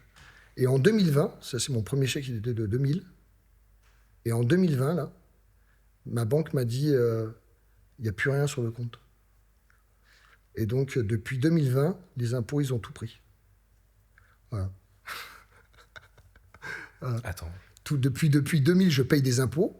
Et pendant 20 ans, ils m'ont pris, tu vois, 300, 400 balles par mois, je ne sais pas comment ça fait, tu vois, je sais pas. Et donc là, en 2020, ils m'ont dit, ben voilà, c'est vide. C'est vide. Il y avait 200 000. Oh, mais c'est terrifiant. Voilà. Mais comment il faut faire? Ce qu'il faut faire, c'est qu'il faut être en France, tu n'as pas le droit de devenir riche, quoi. Donc, voilà. Ou si tu deviens riche, ben... Faut que tu sois super. Faut pas que tu aies des potes DJ, quoi. Ou chanteur de musique urbaine. Tu te définis comme un DJ festif. Ça veut dire quoi exactement Bah voilà, t'as tout dit, quoi. Je suis un DJ, je fais la fête, quoi. Mais je suis un kiffeur, je fais la fête, j'aime faire. Ça fait plusieurs fois que tu dis. Non, mais c'est parce que c'est le nouveau mot. J'aime bien le côté. Et c'est ça. C'est ton collègue qui m'a dit ce mot, qui m'a interviewé. Tu m'as dit. Ah, Adrien? Ouais, Adrien Jugler, ouais. Toi, t'es un kiffeur. Et j'ai gardé ce mot, j'ai dit, ouais, bah, c'est exactement ça. Il est tellement jeune dans sa tête, celui-ci. Ouais, ben voilà, mais voilà, c'est vrai. Il a vraiment dit le mot qui m'a plu. Je suis un kiffeur et je dis maintenant, ouais, voilà, moi, je suis un kiffeur. Ouais. J'aime les choses et je suis, depuis 1988, DJ. J'ai que ça sur mon CV. Et je kiffe. Une ligne. Là, il me tarde, pas qu'on finisse, parce que je passe un très bon moment de parler avec toi. Mais d'aller en club. Mais d'aller au glam et de leur casser la gueule, quoi, franchement. Ouais. Et pas, voilà, des fois ça se passe bien, des fois ça se passe pas bien. Des fois c'est ci, des fois c'est là. C'est la vie, quoi. Je suis très heureux d'avoir une carrière aussi longue depuis 1988, d'avoir fait ce que j'ai fait depuis d'où là où je suis parti, surtout. Je suis fier de ça. Je suis content que, comme je t'ai dit, je suis le premier surpris d'arriver en club maintenant et d'être la 3e ou 5e génération et de toujours faire de les faire rire. Voilà, bon, c'est une autre façon. Maintenant, tu vois, je regarde beaucoup les trends. Je fais attention, je surfe beaucoup. Je scrolle beaucoup, malheureusement. Ouais. Mais en fait, c'est surtout pour avoir un coup d'avance. Tu vois, par exemple... quand je vois un truc qui va faire le buzz, je sens des trucs comme ça, je sais que ça va faire le buzz. Je sais pas, j'intègre par exemple, Mélodrama, je savais que ça allait, je l'ai reçu il y a longtemps. Oui. Tu sais, qui est passé comme ça. Paf, je savais que ça, c'était pour moi, voilà, c'est un truc qui fait la paix avec ma musique et leur musique. Alors, je suis pas, comme je t'explique, là, moi, je fais des soirées 90-2000 et 2010 dans les clubs pour survivre. Parce que je me sentais pas jouer de la musique urbaine. Parce que c'est pas ma cam, parce que je la connais pas, je comprends pas comment... Je vais même te dire, même par rapport au club, ce que je vois maintenant dans les clubs, l'analyse, c'est d'arriver dans un club super hype, de payer une bouteille à 2000 € pour voir sa copine en train de danser du chata, quoi. pas ça la fête. La fête, c'est de venir avec ses potes, ses copines, tu vois, d'essayer de gratter ce qu'on peut gratter avec ce qu'on a à gratter pour essayer de pas trop limiter les dégâts et surtout pas payer une bouteille à 2000 €, toi, d'essayer de faire ça et surtout de te mettre sur la piste de danse et de chanter, de danser, de tout ce qui va bien pour que ça te fasse du bien, quoi. Mais pas dire, va et ta mère sur un canne de bière, mais laisse ma mère tranquille. C'est bon. En plus, ça serait tellement contente de se faire depuis le temps qu'elle n'a pas vu un machin, quoi. Alors là, non, arrête de chicaner ma mère, quoi. Je t'ai rien fait, quoi. Tu vois, non, laisse tomber. Et je comprends pas d'avoir passé ça d'avoir fait des idoles de ces mecs-là et là, quand je vois la mochata où moi, je fais des fêtes de village. Je fais des fêtes de village. Toi, dans les fêtes de village, moi, ce que j'aime, c'est de faire la fête avec tout le monde. Ça part de 7 à 77 ans, tu vois, 5 même. Il y a des vieux, des jeunes, des gens qui viennent en famille, des gens qui viennent et je trouve ça très, très, très, très bon. J'avais dit déjà... Oui, l'anecdote de la femme, là. Oui, voilà, ça, c'est mon meilleur... comment on dit le truc qui me plaît le plus, c'est pour ça que j'existe. C'est pour ça que je me dis, voilà, ça me fait plaisir. C'est ce que je voulais... Ce que je t'ai dit au début. C'est que je pense que dans ma thérapie, dans celle que je suis en train de faire, j'ai pas un complexe, mais dans ma vie, je me dis que je voudrais pas que tout le monde m'aime, c'est pas ce que je veux dire. Hein. C'est que tous ceux qui sont là en ce moment sont en train de passer un bon moment, tu vois. Bah, c'est tout ce que je veux. Donc on passe un bon moment. Voilà, on a passé un super moment. Je suis avec des amis, je sais pas où, on va passer un bon moment. Je vais à Ouglam, on va passer un bon moment. Le but du jeu, c'est de kiffer, tu vois. C'est ça mon truc. Et de faire ça pour plein de générations au même moment, au même endroit. Quand là, la dame, elle te dit, voilà, je voulais juste vous dire que c'est la première fois que je danse avec ma mère et ma fille en même temps. Et qu'on a passé un moment ensemble de partage. Voilà. Elle t'a dit c'est la meilleure soirée de ma vie. Ouais, ça voilà, c'était ce moment-là. Ça a pas duré. Alors je sais que ça n'a pas duré des heures, mais juste sur 3-4 morceaux, ils étaient ensemble, ils étaient complices. Et ça, c'est ce moment qu'on cherche tous. Et tous, quand tu disais ta première question, tu disais ouais, quelle est pour toi la façon des gens, c'est ça qu'ils cherchent les gens. Et ils se donnent des excuses à prendre de la drogue ou de l'alcool pour essayer de trouver un truc. Ils sont déjà là. C'est bon, t'inquiète. Là, en ce moment, je vois des gens... Moi, je les ai vus. Je suis en plus le premier à le faire. Moi, je me suis massacré la gueule entre l'alcool et la drogue. J'ai fait tout ce qui pouvait pas rentrer dans mon nez n'importe où. J'ai tout pris pour voir les sensations, pour voir le truc comme ça. Mais non, le naturel, déjà, c'est ce qui est le mieux, on va dire. Alors après, c'est compliqué. Hein. Il y en a, c'est compliqué pour tout le monde. Mais surtout... la base, la musique, les amis, la famille, tu vois, tu es dans le bon endroit au bon moment, voilà. Le problème, c'est qu'il y a toujours un truc qui te casse les couilles. Lui, c'est pas bon, lui, il est trop ci, lui, pute, lui, ici, là. On se cherche plein d'excuses, voilà. Plein d'excuses pour quoi faire ? Pour rentrer chez toi, pour te remettre sur ton téléphone ? Non, c'est bon, ça me saoule. Et donc, c'est ce qu'on est en train de perdre maintenant par rapport à ces filles qui sont en train de montrer leur sur du châtain et que dès que tu les regardes, je suis pas. Oui, mais non, mais je fais quoi ? C'est ce qu'il faut faire quoi ? Je dois baisser les yeux quand tu danses. C'est quoi le but ? Je comprends pas le but. Tu vois, je comprends pas. En plus, moi, je suis au niveau du but, c'est quelque chose que je connais parce que je travaille au Cap d'Agde tous les étés depuis 20 ans. Donc, au niveau, je maîtrise. Voilà, j'ai quand même un diplôme. Tu vois. Donc là, le concept, je comprends pas. Le concept d'acheter une bouteille à 2000 boules, alors c'est cool pour les patrons de boîte si vous voulez. Mais de la verser là, sur sa montre ou de se percher la gueule ou se déglinguer la gueule à en vomir, moi, c'est rare dans ma vie d'avoir fini comme ça. J'ai toujours été à un moment de dire stop, j'ai trop bu, j'ai trop ci, j'ai trop ça. Je suis toujours... si c'est pour... Je comprends pas. Tu connais les limites. Voilà. Donc, le problème, c'est... Alors, que tu cherches tes limites, je peux le comprendre.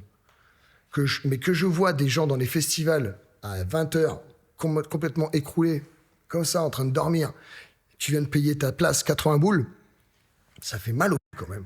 Comme là, ce soir, je vais arriver la sieste. Voilà, à 2h du matin, et je sais que je vais croiser des gens qui auront déjà vomi, qui sont en train de faire que ça. Je vais te raconter une histoire. On est là pour ça. Voilà, je suis dans une boîte au Crash à Goncourt, à Haute-Saône. Là-bas, c'est des guerriers. Là-bas, Ils aiment tout ce qui tape, quoi, tu vois. C'est des mecs, ils ont pas de licence 4. C'est un chapiteau, tu vois. Et là, ils vendent des caisses de bière, tu vois.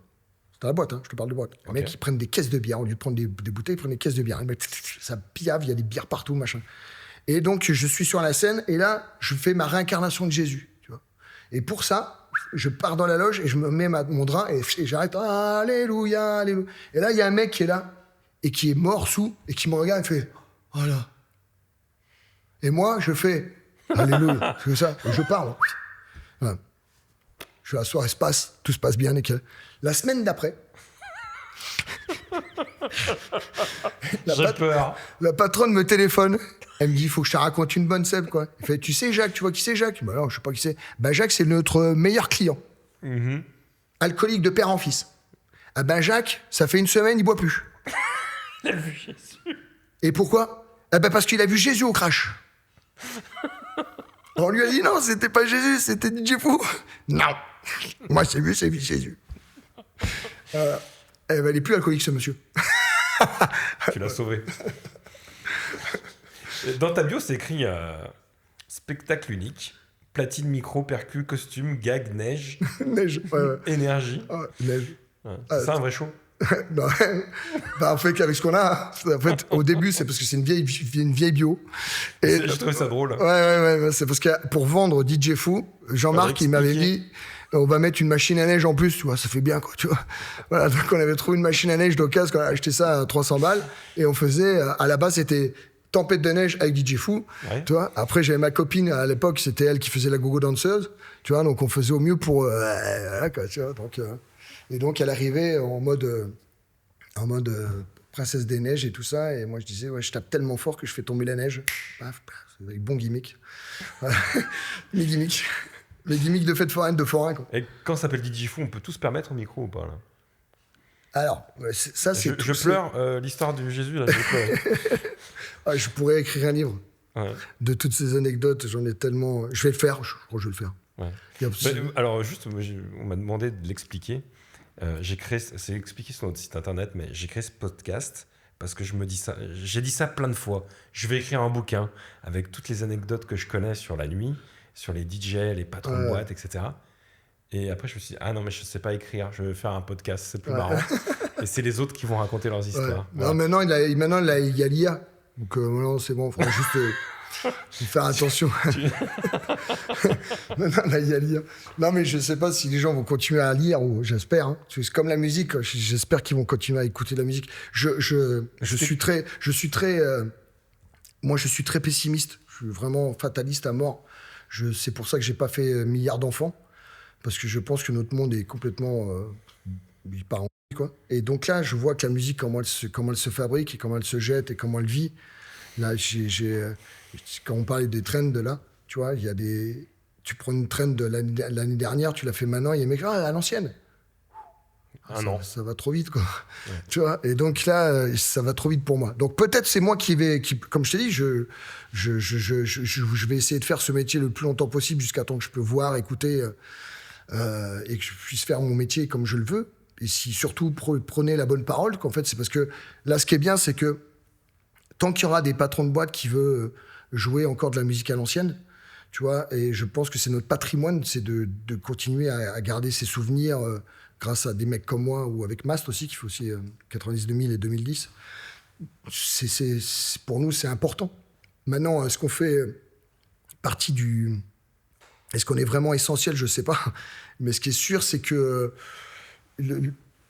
la façon de faire la fête va changer si on fait rien, ça sera plus la fête, ça sera un autre mot. Moi, je pense vraiment que déjà, ça tourne. Déjà, les clubs vont devenir clubs avec une spécialité à eux.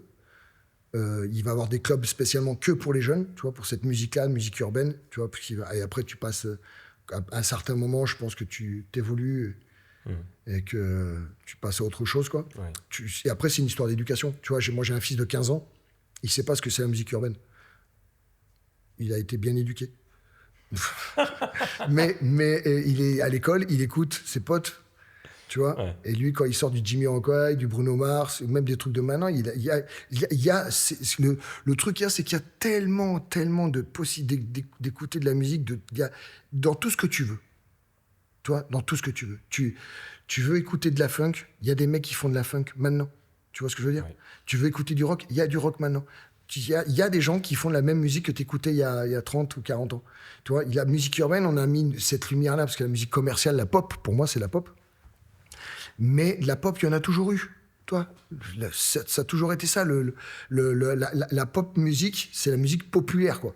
Et cette musique-là, ben, après, ça bouge, ça revient, machin. Là, en ce moment, on voit qu'il y a des grosses soirées techno, tout ça. Mais moi, ce que j'entends dans la soirée techno que j'entends là, c'est ce que je jouais il y a 30 ans. Come on, dance with me, move your body, dance with me. Là, il se prend les couilles sur Storm ou sur Daoul. Mais changez un peu, faites autre chose, quoi. Parce que moi, je les ai déjà connus il y a 30 ans. Mais tant mieux. Ça me fait rire. Mais bien sûr que c'est cool pour les jeunes. Tu vois, moi, il y a des jeunes, quand je mets des remixes où je mets des versions originales, ah ouais, ça sort quand, ça? Bah, ça, c'est sorti il y a 40 ans. c'est quand même fou. Il y a les gens qui sont curieux, les gens qui sont pas curieux. Comme je t'ai dit, je dénigre pas la musique urbaine. C'est pas mon style, comme tout ce qui est ragaton, tous ces trucs-là. Ça fait danser les gonzesses. C'est toujours une histoire de plaire. Quand on parlait, si je rejoins toujours ta première question, qui était dans de la philosophie, au niveau de la fête. La révélation des gens. C'est exactement là où la fille va danser, va prendre des cours de ragaton pour se sentir désirée, tout ça. Et nous, en club, on est là que pour vendre de l'alcool, pour que les autres se fassent tirer. Notre base, elle est là. Et toi, tu mets la musique pour que ça sexe un peu, quoi, tu vois. C'est ça, à la base, c'est ça. Notre boulot, c'est ça. C'est pas un club libertin, mais c'était un club de rencontre, c'est pour ça. Après qu'on évolue, on peut évoluer, mais la rencontre réelle, ça se fera comme ça, ou avec d'autres éléments, d'autres centres d'intérêt. Mais l'histoire, c'est juste pour que les gens se rencontrent pour qui, à la base. Ouais, bon. Je t'ai demandé tout à l'heure, et je t'ai coupé, si t'avais l'air d'avoir une anecdote sur le fait est-ce qu'on peut tout se permettre quand on s'appelle DJ Fou au micro? Est-ce qu'il y a des fois tu as eu l'impression d'aller trop loin ou pas? Si, oui, bien sûr. Ouais. Bah, c'est des râteaux, c'est comme les comiques. Quand tu prends un four. Voilà, c'est ça. Quand j'ai dit, je sais pas, Parce que toi, tu aimes plaire aussi. Oui. C'est pour ça que je te pose cette question. C'est-à-dire que ça te touche quand il y a un truc qui marche pas? Ah oui, moi je suis un hypersensible. Ouais. J'ai fait, pendant le Covid, je faisais une émission qui s'appelait le Toutou Youfou. Tous les matins, j'avais créé cette émission parce que c'est pareil, ça c'est aussi, tout est une histoire de hasard, quoi. À la base, je fais une émission, enfin je fais pas une émission, je fais un live pour dire, écoutez, je ne peux pas faire d'émission parce que je suis ravitaillé par les corbeaux, parce que j'habite à la campagne, j'ai pas de DSL, j'ai pas de fibre, j'ai qu'une 4G, et comme tout le monde est sur la 4G, ben, j'ai plus de réseau, donc je peux plus rien faire. Le seul moment, ça serait le matin, quand tout le monde dort, vers entre 9, 10h, 11h. Là, j'ai un petit peu de réseau, c'est là que je fais ça. Et c'est là que je fais une séance de sport. Et il y en a un qui fait, bah viens, allume la caméra, on fait du sport ensemble. Ah, c'est une bonne idée, quoi. Tu me vois en train de pédaler comme un devant tous les gens, ah, c'est bien, c'est super, c'est bien. Non, tu sais ce qu'on va faire. Vous allez faire du sport et moi, je vais mettre la musique. Ça, c'est une bonne idée. Ah, tout le monde dit, ok, d'accord. Bah, demain matin, allez, 10h, 11h, réveil musculaire. Et je suis arrivé en mode professeur de sport. Tu l'as fait sur Facebook? Sur Facebook, la première fois, ouais. Et donc, j'ai fait 300 personnes un matin, voilà. J'ai appelé ça les 300 Spartiates. Le lendemain, ils m'ont dit, je dis, ça vous a plu? Moi, j'étais mort. Hein. Moi, j'ai dit 1 heure comme ça. Je devais faire 2 heures. Je fais, non, je vais arrêter à 1 heure. J'étais mort. Et j'ai dit, écoute, ça vous a plu, on refait ça demain. Et le lendemain, j'ai eu 600. Et je suis monté à 3000, 4000. En direct en même temps? En direct. Simultané. Ouais, simultané. Et j'ai fait des 7 millions de vues, enfin des trucs de malade, quoi. T'as une très grosse page Facebook, c'est grâce à tout ça? Ouais.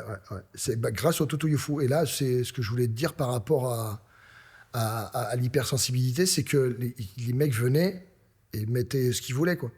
Donc j'ai une communauté assez bienveillante. J'ai vraiment, je m'en suis pas rendu compte. Mais c'est après, quand j'ai discuté avec Benz ou d'autres, qui m'ont dit, mais Seb, ou Damien Arca, il m'a dit, mais Seb, arrête, hein, ça va. Toi, ça va. Nous, on se fait déclinguer. C'était des haters, quoi. Ouais, Ben Sylvain en a parlé. Moi, j'en avais un. Un mec disait, tu pues la... Voilà. Et puis, il passait comme ça de temps en temps. Et je voyais que ça. Moi. Ça me faisait... Je dis, mais pourquoi il est là, quoi? Tu vois, et je me disais, mais tu vois, c'est un peu comme l'histoire du mec qui est au milieu de la piste et qui sait pas pourquoi il est là. Et là, je pouvais rien faire, quoi. Mais reste un peu, tu vois, c'est sympa ici, on discute, on met de la musique. On avait reçu Ben, excuse-moi, dans la première émission, et il nous avait expliqué qu'il n'arrivait pas à ne pas lire. Il disait, je lis tout. Oh là là, il lit l'enfer. tout. Moi, j'ai déjà à mon niveau, c'était des demi-journées parce que je faisais je faisais l'émission. Et après, fallait que tu lises. Et après, je reprenais l'émission et je regardais si tout était bien passé, ou j'avais des trucs que j'avais oubliés, des anniversaires. Toi, j'essayais de faire. Mais après, je voyais aussi le mal-être, tu vois, tous les haters, quoi. Ah, là, c'était dur, quoi. Et donc, ça casse le moral. Et je sais pas comment il fait. J'en ai discuté avec lui, hein. Je sais pas comment il fait. C'est dur. Moi, je sais que c'est dur. C'est pour ça que j'ai arrêté un peu le live de ça, là, parce que tu peux pas contrôler tout ça. Et surtout, en plus, c'était le fait de... J'avais une communauté, mais c'est toujours les mêmes, toi. Et je voulais pas faire comme je faisais les DJ résidents, de toujours faire toujours pareil. Et eux, ils me poussaient à faire toujours pareil, en fait. Toi, ils avaient leurs habitudes, ils voulaient que je mette le même morceau, que je mette le même souci. Ouais, à un moment, voilà, une non. petite routine. Voilà, c'est pas ce que je voulais. Donc, j'avais imposé de faire des spéciales. J'avais trouvé cette idée. C'est eux, en fait, c'est eux. Ma créativité pendant le Covid a été vraiment à son maximum. J'ai vraiment fait des trucs je me suis dit, mais comment j'ai pu faire penser ça, c'était incroyable. Je me cassais le cul. Tu verrais comment j'ai bossé pendant le Covid. Je crois que j'ai plus bossé que je bosse maintenant. C'était incroyable. Mais j'ai vraiment kiffé parce que j'étais vraiment dans mon élément à mettre la musique que je veux. En plus, moi, comme je t'ai dit, j'aime toutes les musiques. Donc, que ça soit des années 80, du rock, de la funk, du disco, de la grosse techno, de la machina, du hardcore. Je faisais des spéciales. J'ai fait une spéciale machina, mec. Spéciale machina sur à 10h, 11h. Et j'ai fait 5000 personnes. Et après, la vidéo, elle a fait 15, 20 000, tu vois, enfin, sur YouTube, tu vois. Et ça fait encore du... T'as aussi une chaîne YouTube ? J'ai une chaîne YouTube, ouais. Ouais. Bah là, j'ai mis tous les morceaux, voilà, j'ai obligé de faire ça. Après, je suis pas sur Snap ni sur TikTok. J'ai mis mon nom officiel pour pas que quelqu'un le fasse. Et je mets ma com, quoi, tu vois. Je mets mes teasers, je fais comme ça, mais je suis pas le mec qui fait du instant live, quoi. T'es pas trop paillette, hein, de toute façon, toi. Bah, j'aime les paillettes, mais je me dis, je vois que ça les excite quand j'ai des problèmes, quand je tombe en panne. Des fois, je mets des trucs comme ça. C'est drôle, ça. Ouais, non, mais moi, ça me fait pas rire. Toi, mais des fois, je le mets, quoi. Tu vois, j'ai bouffé un truc à la. Ah merde. Toi, et tu vois, je raconte encore une anecdote. Un jour, je décide de manger une raclette avec des potes. Ouais. Ma femme, qui est super prévoyante, elle prépare tout le matin avant d'aller partir au boulot. Moi, à 8h du matin, je me réveille pour amener mon fils à l'école. Mais là, je me rends compte que sur la table, il y a la raclette, tout est prêt. Et je fais la blague à mon fils qui n'est pas encore levé, où je me mets devant, comme ça, et je fais semblant de manger la raclette. Et là, mon fils qui arrive par derrière, qui fait « Tu fais quoi, papa ?»« Bon, je mange la raclette. »« Mais non, mais t'es fou, papa, ici, il est 8h du matin. » Bon, voilà. Je mange la raclette. Et là, il voit que en fait, c'est une blague. Ouais. Et donc, il est mort de rire. Je fais « Écoute, Enzo, tu sais quoi, tu vas la refaire, mais tu vas la filmer. » Et on l'a filmé. Et donc, je l'ai envoyé à mes potes et j'ai dit, tiens, comme c'était le début des Reels, je vais la mettre dans les Reels pour voir ce que ça fait. Je ne savais pas quoi faire. J'ai fait 2 millions de vues. J'ai fait, je ne sais pas combien de likes, et j'ai fait 800 commentaires. Sur les 800 commentaires, il y en a 600, c'est que des haters. Et tu manges du cochon, et ton pain il est à l'envers, et il n'y a rien dans ton assiette, et t'es pas beau, et t'es poilu. L'enfer. À la base, c'était une blague, quoi. Je voulais faire rire, quoi. Tu vois, je trouvais que c'était une blague où tu faisais marrer ton mon fils. Ouais. Voilà, mon fils, il a cru, à 8h du matin, il mangeait une raclette. Il n'y a pas d'heure pour manger la raclette. C'était ça, une blague, c'est tout. Mais je ne voulais pas tout déclencher, cette haine qui ne sert à rien, quoi. Ce qui est intéressant, c'est que un truc drôle du quotidien fait plus de vues fait plus de likes et C'est ça. d'interactions qu'un truc où tu vas y mettre de la passion. C'est fou, Là, ça. on l'a fait déjà pour t'expliquer que je l'ai fait vraiment pour faire rire mon fils et mes potes, tu vois. Ultra léger, fait en 2 Et minutes. c'était quoi. de ma vie privée, voilà, effectivement. Voilà. Et c'était pour te dire que c'est ce qui m'a arrêté de prendre des risques, de m'afficher à faire n'importe Des quoi. trucs perso. Des trucs perso qui pourraient peut-être intéresser les gens, mais je trouve pas que ça pourrait être intéressant de savoir ce que je bouffe à midi, ce que j'ai chié ce matin. Voilà, est-ce que je pris mon train, comment je suis arrivé à Bourgogne, dans quel hôtel je dors, comment est ma chambre. On s'en bat les couilles, quoi, tu vois. C'est pas ça ma vie. Ma vie, c'est de savoir si je fais bien mon travail. Voilà, après le reste reste à moi. Oui. Et puis c'est surtout que j'ai pas envie de prendre de risques comme ça. Ça m'est arrivé 2-3 fois. J'ai mis une photo d'une entrecôte qui dépassait l'assiette, tu vois. Et il y avait une bouteille de cidre de Leclerc. Comme je me suis fait défoncer la gueule. Aussi. Mais ouais, c'est du cidre de... T'es la Bretagne, machin. Les gars, c'est pas ça, cet enfant, ça, c'était l'entrecôte. On s'en fout du cidre. Laissez-moi tranquille, tu vois. C'était le fond, c'était l'entrecôte. Une fois, c'était ça. Une fois, j'ai mon fils, qui était très jeune, à Noël, et il a son cadeau de Noël, et c'est un déguisement d'Iron Man d'Iron Man. Et je dis, hier soir, j'ai couché mon fils, et ce matin, je me réveille, c'est Iron Man. Il est en photo comme ça. Ouais. Et derrière, il y a une bouteille de White Spirit sur le Ouais, ok. sur le truc de ma cuisine, quoi. Tu vois, je fais pas attention. Eh, mais t'es fou! Et le White Spirit, s'il le boit. J'ai pas répondu, mais je me suis dit, mais vous éduquez vos enfants à boire du White Spirit, vous? Parce que moi, le mien, il touche pas le White Spirit. Il sait que c'est pas bon.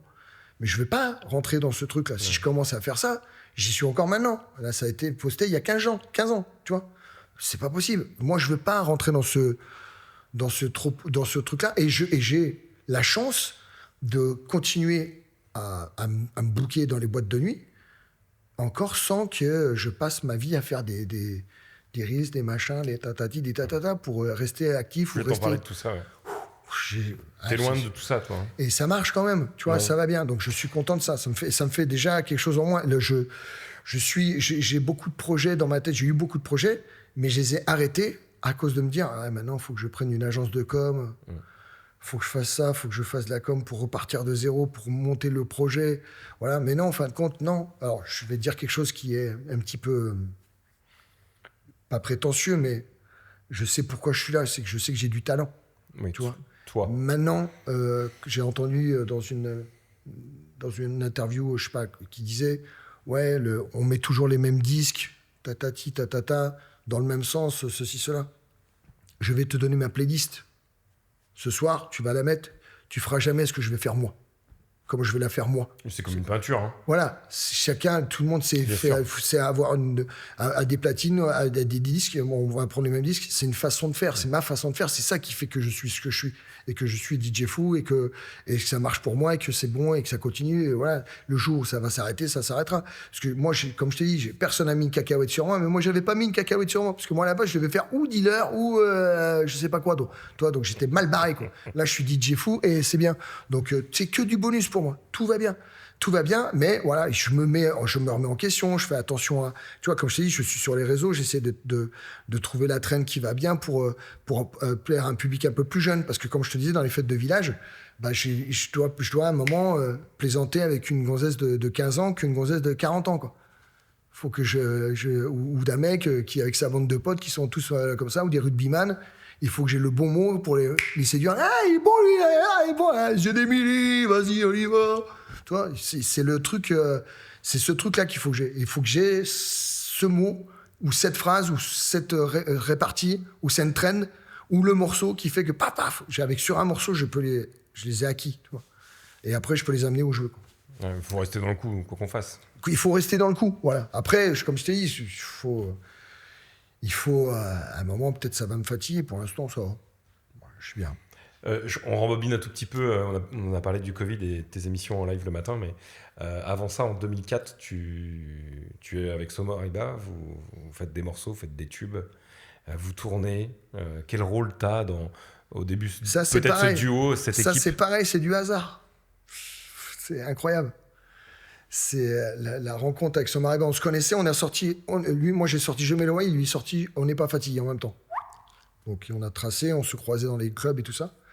Et on s'est connus comme ça. Et un jour, comme je te disais, je connaissais bien DJ Fred et Arnolti. On est devenus super amis avec DJ Fred. Et DJ Fred était, pendant des années, le mec qui faisait les prods pour Somariba et pour le collectif Maxi. Okay. Et un jour, il m'appelle, il me dit, Seb, je suis à Toulouse. T'es à Toulouse? Ah ouais? Ouais, je suis en train d'enregistrer un single pour Somariba. C'est quoi cette blague? Si, on est au cours d'Orsay, à Toulouse. Ah ouais, c'est super. Ah, je peux venir? Ouais, bah ouais, ça faisait longtemps qu'on s'était pas vu, hop. Et voilà, Somariba, DJ Fred, on bouffe ensemble et tout. On est content de se voir. Et je fais la comment on dit? La visite du studio. Ouais. Je fais la visite du studio, excuse-moi. Je fais le mot qui charge. Et donc, je fais la visite du studio, le 1, le 2, le 3. Puis à un moment, là, j'arrive devant le micro, je suis devant la cabine, comme ça. Et là, il me dit, tu sais que là, il y a une semaine, c'était Lara Fabian qui faisait son album 9. Wow. Là, devant le micro, là, comme ça. Là, je suis près de la bouche de Lara Fabian. Enfin, là. Et donc, ils sont en train de mixer Yaka danser. Et moi, je prends le casque, j'entends qu'il y a le casque. Et dans l'instru, je fais Yaka, Yaka, Yaka. Et là, Fred, il fait, qui c'est qui a fait quoi? Qui c'est qui a fait ça? C'est qui a fait? C'est là. Vas-y, refais pour moi. Yaka, Yaka, Yaka. Wumba! Et j'ai fait toute une piste freestyle comme ça. 100% freestyle. Ah ouais. Et c'est cette piste sur le morceau? Hein? Ils ont gardé la piste? Ouais, non, ils ont gardé, c'est surtout c'est comme ça qu'on a fait l'audio. Parce que le lendemain, Somariba, il m'a dit, écoute Sam, est-ce que ça te dérange si je te mets des voix dedans? Je fais, ouais, moi je suis pas trop raga, machin, ceci. Non, mais c'est bon. Et ils m'ont dit, non, mais c'est super, quand on enlève ta voix, ça le fait plus. Avec ta voix, ça amène le punchy du truc, c'est vraiment bien. Donc voilà. Et après, il m'a dit, ça y est, c'est signé chez Universal, quoi. Et c'était un peu la vanne, toi? Ben oui, moi, c'était la vanne. Moi, je fais Raga n'existait pas dans ton... bien sûr, voilà, pas du tout. Non, moi, je fais bada-bada-bada-boum, j'ai dit comme DJ Robbie dans le Madison, hein. C'était du yaourt, quoi. Et donc, il a signé chez Universal. Et là, il m'a dit, je te prends toutes tes dates jusqu'à la fin de l'année, quoi. Donc, je suis parti en tournée avec Somariba, c'était cool, quoi. Voilà. Ça se fait très très vite, du coup, alors. Voilà, et surtout, non, ce qui est fou, c'est qu'il me dit, on va faire le clip. Ouais, on fait le clip. On va où? À Miami. Mais non! Tu vois, incroyable. Ouais. Et j'aurais jamais été à Miami de ma vie. Grâce à Somariba, j'étais à Miami, quoi. Donc j'ai vu Miami, Scarface, Tony Montana. C'est incroyable. C'était incroyable. On n'a pas là-bas tous les mêmes références de Miami, quoi. T'as apporté quoi à ce projet, toi, selon toi? Moi, avec du recul. Non, c'était j'ai toujours été avec Soma, en fait. Il m'a toujours pris comme ça. Il m'a toujours pris comme un électron libre, tu vois, où j'amenais tu vois, des trucs. Je sentais. J'avais pas mon avis quand il me disait tiens, on va reprendre Femme libérée. Après, on a pris Femme libérée. On avait discuté avec Fred, donc je lui ai dit tiens, comme c'est un morceau ternaire, Femme libérée, tu vois. Pour le mettre binaire, c'était ne la laisse pas tomber, tu vois. C'était assez, pour moi, ça me gênait beaucoup, quoi. Tu vois, de le remettre binaire, ça me faisait bizarre. Donc on avait discuté un peu de ça, de ci, machin, mais bon, après Soma, il m'a bien fait comprendre que quand il avait une idée, c'était lui qui était le patron, et voilà, quoi. Donc c'était comme, on avait quand même des bonnes grosses engueulades quand même, parce que j'étais quand même, voilà. Vous vous connaissiez pas avant? Non, enfin, si on se connaissait comme ça, mais ouais, voilà, après ça a été croisé, quoi. Voilà, lui il m'apportait, il me disait voilà, on va booker ici, et lui il se croyait déjà dans les restos du cœur, quoi. Oh, et calme-toi, attends, il est cool, quoi. Lui il est ambitieux, hein. Il est très ambitieux. C'est pour ça que c'est une force aussi, parce que franchement il y a cru depuis le début, quoi. Que moi je dis mais non, mais arrête, laisse tomber, on va se casser la gueule. Viens, il est super motivé, il faisait vraiment un bon entraîneur. J'ai beaucoup appris avec Somariba de ça, la force. La force, quoi. Vraiment, il y croit et il faut y croire, quoi. Il n'y a que ça, quoi. Et parce qu'en plus, Somariba, c'est quand même aussi un énergumène, quoi, tu vois. Donc, quand il se déplace, chaque fois, il y en a qui se moquaient de lui par rapport à ses tenues, ceci, cela. Il en avait rien à... Il a un t-shirt de Superman. Voilà, il est dans son monde, il est comme ça, il y croit, ça fait comme ça, il est fidèle, voilà, c'est vrai, quoi, ça ment pas, quoi. Donc pour ça, bah, bravo, quoi. Voilà. Et donc on a fait un petit peu le duo, puis à un moment ça m'a un peu cassé les... Parce que bon, ça tournait toujours pareil, puis c'est surtout que moi j'avais pas trop grand chose à dire, à part des ouais, des oh, des... Bon, j'ai fait le tour un peu, tu vois. Ouais, tu faisais le MC. Ouais, voilà, mais moi je faisais... Hein, tu faisais MC un peu sur les oui, tournées. c'est ça, mais c'était je faisais pas du rap non plus, quoi. Toi, je sais pas rapper ou très peu. Et tout part d'une vanne. Ouais, oui, tout part d'une vanne. Pas de formation. Yaka, quoi, tu vois, c'est ça. Donc, à un moment, des hauts, je lui disais, écoute, il n'y a même pas besoin de faire venir au studio, tu prends celles que tu as pris l'avant, tu les mettais dessus, puis voilà. Donc, on a fait 3-4 singles. Et après, ça s'est arrêté. Et là, il a rencontré Willy William. Voilà, donc ça a switché avec Willy, donc ça prenait la... C'était pas mal. Ils ont fait Joue pas, la reprise de François Feldman. Willy, il produit ou il fait. Là, Willy, je sais pas s'il est produit sur celui-là, mais lui, il avait fait pareil. Il a fait les voix. Il faisait les voix. Mais Willy produit beaucoup. Ah oui, Moi, je produis aussi. J'ai produit un morceau dans l'album, sur Mazouk. Et on avait produit aussi un morceau sur le premier album de Collectif Métissé, parce que je faisais la production aussi. J'étais avec un collègue à moi avec qui on vivait et on faisait de la prod, parce qu'on savait que c'était ça aussi qu'on aimait. J'ai produit Ma Femme, j'ai produit plein de choses, quoi. Ouais, je t'ai connu comme ça, moi. Ah ouais, d'accord. Ouais, avec Angels. Ouais. Ok. Et donc, j'étais jeune DJ, moi. Voilà. Et donc, j'ai produit des trucs de percu, j'ai produit de la funk, j'ai produit plein de choses, mais à mon humble niveau, quoi, tu vois. J'essayais de trouver le tube. Bon, c'était compliqué. Et après, bah voilà, quand on a fait le Collectif Métissé, ça s'est fait tout seul aussi, quoi. Voilà, enfin, tout seul. Il m'a dit, écoute, on sent bien le truc là, laisse-toi aller bébé. Voilà, est-ce que ça te brancherait de venir faire un clip à Agadir en plein mois de février avec 50 gonzesses dans une piscine? Bah, écoute, t'as dit non, toi? Il n'y a pas grand-chose à faire. Je me suis dit oui. Et en fait, on s'est retrouvé un petit peu fort dépourvu parce que, comme c'est un pays musulman, ben, on ne peut pas mettre des filles dans une... Ah. Et aussi, il faut que tu les amènes de France, mais ça coûtait trop cher. Donc lui, il pensait qu'on pouvait faire un casting à Agadir. Non, c'est pas possible. Et donc, on s'est retrouvé à mettre que des enfants dedans. Parce qu'il y avait plein d'enfants. On a eu cette idée de dire, ben, on va mettre des enfants. Oui, ça fonctionne aussi. Et ça a fonctionné très bien, parce que c'est plus camping, ça faisait plus ça, quoi, tu vois. Ouais, c'est tube de l'été. Ouais, bon, c'était moins sexy, moins laisse-toi aller bébé, mais c'était... avec du recul, c'est bien. Ouais, moi, je suis très, très, très, très, très, très, très envieux de ce qu'on a fait là. C'était plus moi, j'étais plus un clown pour amuser les petits garçons, les petites filles, à faire des bombes dans la piscine. Ça me plaît bien. Qu'est-ce que tu penses là de la nouvelle génération qui arrive? Je reparle des réseaux sociaux, des DJ qui se fabriquent sur les réseaux. Je te prends un exemple. Oui. C'est que nous, donc, on est une agence de communication et on a des fois des demandes de DJ qui veulent qu'on les filme, mais ils veulent pas qu'on les filme en soirée. Ils veulent qu'on les filme chez eux ou dans un studio, en train de mixer ou en train de faire voir leur prod. Qu'est-ce que tu penses de ces DJ qui démarrent finalement un petit peu à l'envers? Qui démarre pas par le terrain, bah, toi qui es un homme de terrain, qui démarre par les réseaux sociaux. Bah, c'est ça encore, c'est une autre façon de faire la chose, quoi. Ouais.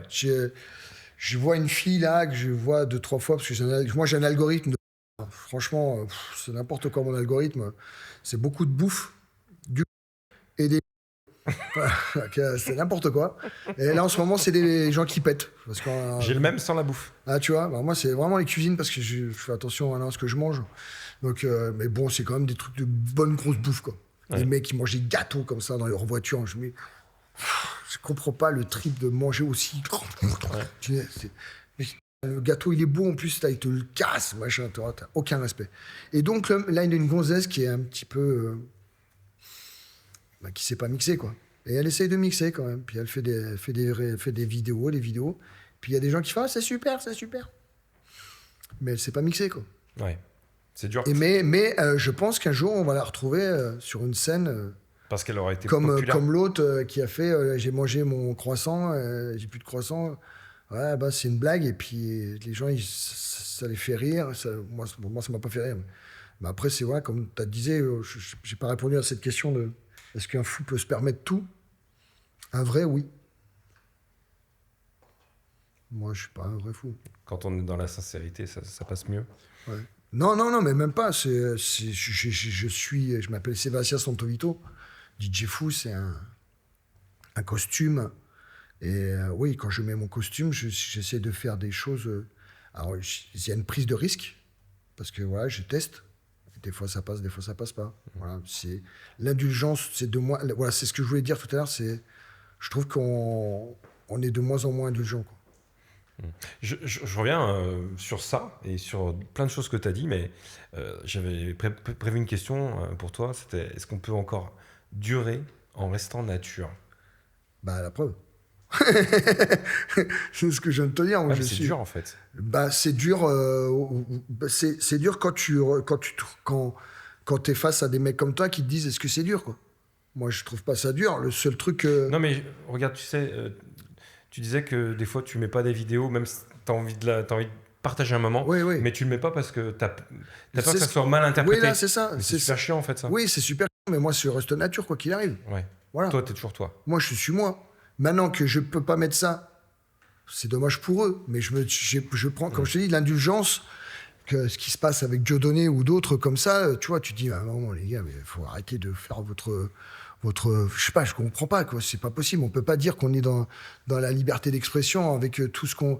T'as plus le droit de faire ça, t'as plus le droit de faire ça, t'as plus le droit de faire ça, t'as plus le droit de faire ça, t'as plus le droit de rien faire. Donc c'est pas possible. Tu vois, on n'est plus indulgent comme on a vu. Alors peut-être, et c'est là où je retrouve, c'est que on a peut-être été trop indulgent et maintenant il faut mettre des vraies limites.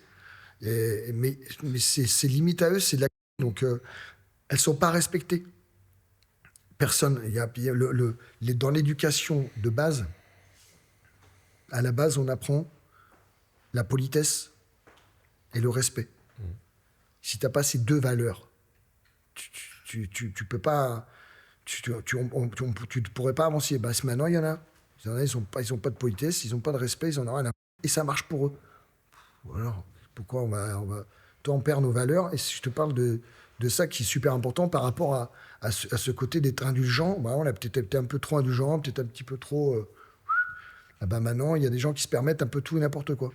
Moi, je trouve qu'il y a des gens qui ne méritent pas leur talent, leur succès surtout, parce qu'ils n'ont pas de talent, c'est ça que je voulais dire. Il y en a, ils ont du succès, mais ils n'ont pas de talent. Voilà. Moi, je pensais, depuis des années, je le pense, jusqu'à là, quand je vois là, que Loana a décédé et que les mecs ils disent, ouais, c'est peut-être un peu de notre faute. Un peu? Bah, non, c'est entièrement de votre faute, quoi. Si vous avez fait une star pour des. Et voilà, il faut plus les aider. On devrait, cette fille-là, elle aurait dû être en thérapie, suivie, toi, briefée. Après la sortie, elle aurait dû être surveillée. Toi, non. Voilà. Comme toute une génération qui va arriver. Ouais. Toi, moi, je suis en thérapie, suivi par un thérapeute depuis 5 ans pour essayer de temporiser mes addictions. Tu vois, et pas que des trucs mauvais, mais des trucs, des fois, c'est. Quand je te parle moi, ma thérapie, c'est de trouver l'équilibre par rapport à mes émotions. Tu vois, comme je te disais, je suis un hypersensible. Il y a des trucs qui peuvent monter dans les tours. Je suis en train de jouer à Monopoly, je perds la course, je pourrais manger le téléphone. Là, non, ça va, c'est pas grave. Tu vois. Là, ce soir, il y a un mec qui me dit, ah, t'es de la je pourrais le tuer. Tu vois. Toi. Il y a ça qu'il faut que je soigne. Moi, c'est ça qui me fait. Et après, à partir de là, si tu contrôles pas ça, tu peux vite finir bourré ou déglingué ou mourir peut-être, quoi. Tu vois. Et donc, c'est ça qui est important. C'est pour ça que je dis que depuis que je suis en thérapie, on devrait tous faire une thérapie. Depuis au premier moment où tu commences à sentir que ton enfant est, ben voilà, tu vas voir, on te dit pas à toi, même si tu as été bien élevé dans une famille entière. Papa, maman, on t'explique pas comment devenir papa. On t'explique pas comment devenir maman. Tu regardes ce que t'as vu. Moi, mon père, il est mort, j'avais 11 ans, et ma mère, elle était dépressive, et elle est toujours dépressive. Donc avec ça, j'ai pas un bon modèle pour être un vrai père, quoi, tu vois. Donc j'ai fait ce que j'ai pu avec ce que j'ai, et puis c'est surtout que j'ai essayé de temporiser, de faire comme je peux pour essayer d'éduquer mon fils comme je peux. Et ben là, tu vois, je suis assez fier de me dire que mon fils, il a 15 ans, et que Jules, il en a rien à. Voilà, ça c'est déjà pour moi un bon truc. Ma femme, elle en a rien à foutre. Moi, c'est plus les notes en maths, en français. Chacun son boulot, chérie. Moi, je m'occupe du kiff. Voilà, moi, je m'occupe de la kiffance. Kiffeur. C'est un kiffeur. Un kiffeur. Un kiffeur. Je préfère que tu sois en jeu en ligne avec tes potes. Je préfère que tu regardes des séries Je préfère que tu écoutes de la musique que de scroller. Voilà, je trouve que le scroll... c'est addictif en plus. Ouais, bah oui, c'est addictif parce que c'est des shoots de dopamine. Alors moi, je te parle en tant que drogué masterclass. Le shoot de dopamine, je maîtrise à mort. C'est « Oh, cheval, un gâteau, oh, c'est ça, le shoot de dopamine, c'est ce qui te fait que tu prends ça. » Et ben ça, ce shoot de dopamine, c'est comme les drogués ou les alcooliques. C'est ce qui te nourrit le truc et que c'est la zone de l'euphorie et compagnie. C'est un shoot de dopamine. Je voulais faire ma nouvelle tournée, je voulais l'appeler la Dopamine Tour. Je voulais mixer que des trucs pim-pam comme ça, là, très très vite, et faire des shoots de dopamine, comme ils font les nouveaux DJ. T'as vu, les nouveaux DJ, ils mettent des bouts de... Ils mixent de plus en plus vite. À un moment, je sais pas ce qu'on va faire, ça va être tellement plus rapide que... Je sais pas... Ils le font que sur les réseaux ou ils le font en vrai? Non, en vrai, dans les clubs, là, attends. Ah ouais? J'écoute, j'entends que ça, quoi. Là, les nouveaux DJ, Combien là... de temps le disque? À moins 30 secondes, maximum. Ouais, L'intro... Mais ça vient de TikTok. Oui, non, ça les morceaux durent ça... 15-30 secondes. Oui, voilà, c'est ça. Ils mettent juste la traîne, pam. Et voilà. Et ça part. Et pour les plus intelligents, les plus costauds, ils arrivent à faire une boucle. Ils la mettent en version techno. Ça fait rire 5 minutes. Pas 5 minutes. 2 minutes, s'il te plaît. Après, tu passes à autre chose. Parce que tu m'as déjà saoulé. En plus, c'est une traîne qu'il y a 15 jours, elle est un petit peu vieille. Ah, excuse-moi, désolé. Voilà. C'est quand même... C'est ce truc de TikTok, voilà, le truc de scroller, ça va tuer l'homme, quoi. Bah, surtout cette génération qui est complètement... Parce que à travers ça, ils prennent des shoots et ils avancent pas, quoi. Je le fais, hein. Moi, je me rends compte des fois, je commence à ouvrir mon téléphone et là, je referme. J'ai passé 1 heure à faire ça. 1 heure. Josh des Trainings, je sais pas si tu connais le duo, Oui. il expliquait qu'il faisait du TikTok uniquement aux toilettes. Il avait bloqué toutes les notifs, il a tout bloqué. Il se met des temps d'écran pour bloquer son téléphone et il le fait qu'aux toilettes pour justement ne pas passer des heures et perdre du temps toute la journée. En fait, on peut tous trouver des méthodes, des choses qui vont faire qu'on n'est pas moins addict. Voilà, c'est l'addiction. L'addiction, comme je te dis, je suis en thérapie pour soigner les addictions, et ça fait partie aussi. Le téléphone aussi. Mais on est tous pareils, dépendants. On est dépendants à quelque chose. Et la dépendance, tu la nourris avec ce que tu aimes. Le chocolat, le gras, l'alcool, la drogue et le scroll. Tu vois, tu as besoin de sentir quelque chose là-dedans, ce shoot de dopamine. Donc, on est tous des drogués de ça, quoi. Et l'algorithme Facebook et tout le reste le savent. Donc, ça ne peut pas s'arrêter. Si tu n'as pas le courage de t'arrêter, j'ai vu qu'il y a une grosse évolution de l'algorithme en ce moment. Avant, tu regardais une vidéo et quelques temps après, tu avais des vidéos du même genre. Maintenant, c'est instantané. Tu regardes une vidéo sur un sujet, la vidéo d'après, c'est le même sujet. Exactement. C'est fou. Hein. Ça va vite. Il me tarde d'arrêter ça, quoi. Ouais. Là, je pense que tu vas arrêter, tu vas couper le téléphone?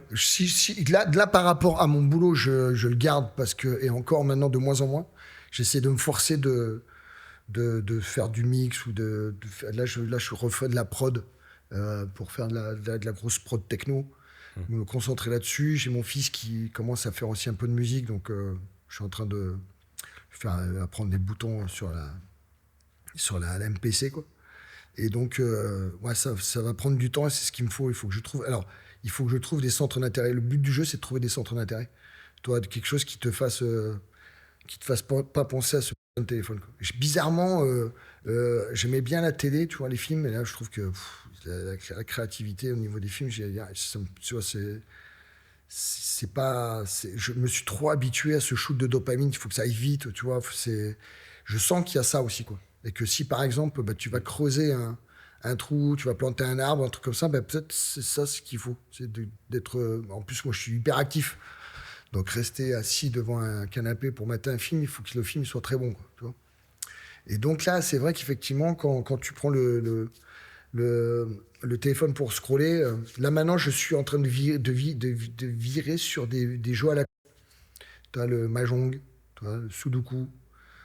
J'essaie de me focaliser en me disant, tiens, je vais plus jouer à des trucs comme ça que de regarder des trucs à la con, quoi. Parce qu'en plus, c'est des trucs à la con. je vois de plus en plus. Et c'est de pire en pire. Le jeu va plus te détendre. Ouais, voilà, déjà, ça me détend mieux, tu vois, et je me sens moins fatigué. Et moi, j'ai un problème, c'est dans le sommeil, je dors très très mal en ce moment. Et quand je ferme les yeux comme ça, j'ai des images comme ça, et ça me perturbe beaucoup. Et donc, je pense que c'est à cause de de scroll, tu vois. Donc, j'essaie maintenant de ne pas le faire avant d'aller dormir. Je veux plus scroller avant d'aller dormir. Mais ça va devenir dangereux, quoi. Je sais qu'on va... En plus, l'IA qui arrive, plus tout ce qui va arriver derrière, je pense qu'on va arriver dans un monde où il faudra faire vraiment des choix de désintox pour survivre. Même pour la bouffe, hein, tu vois. Il faut faire attention là, à tout, là. Même de boire de l'eau, c'est compliqué. Enfin, ça devient fou, quoi. Donc, soyons méfiants, soyons indulgents, essayons de garder la tête sur les épaules, quoi. J'aime bien parler de transmission dans notre émission La Boule à Facettes. Tu as parlé de ton fils.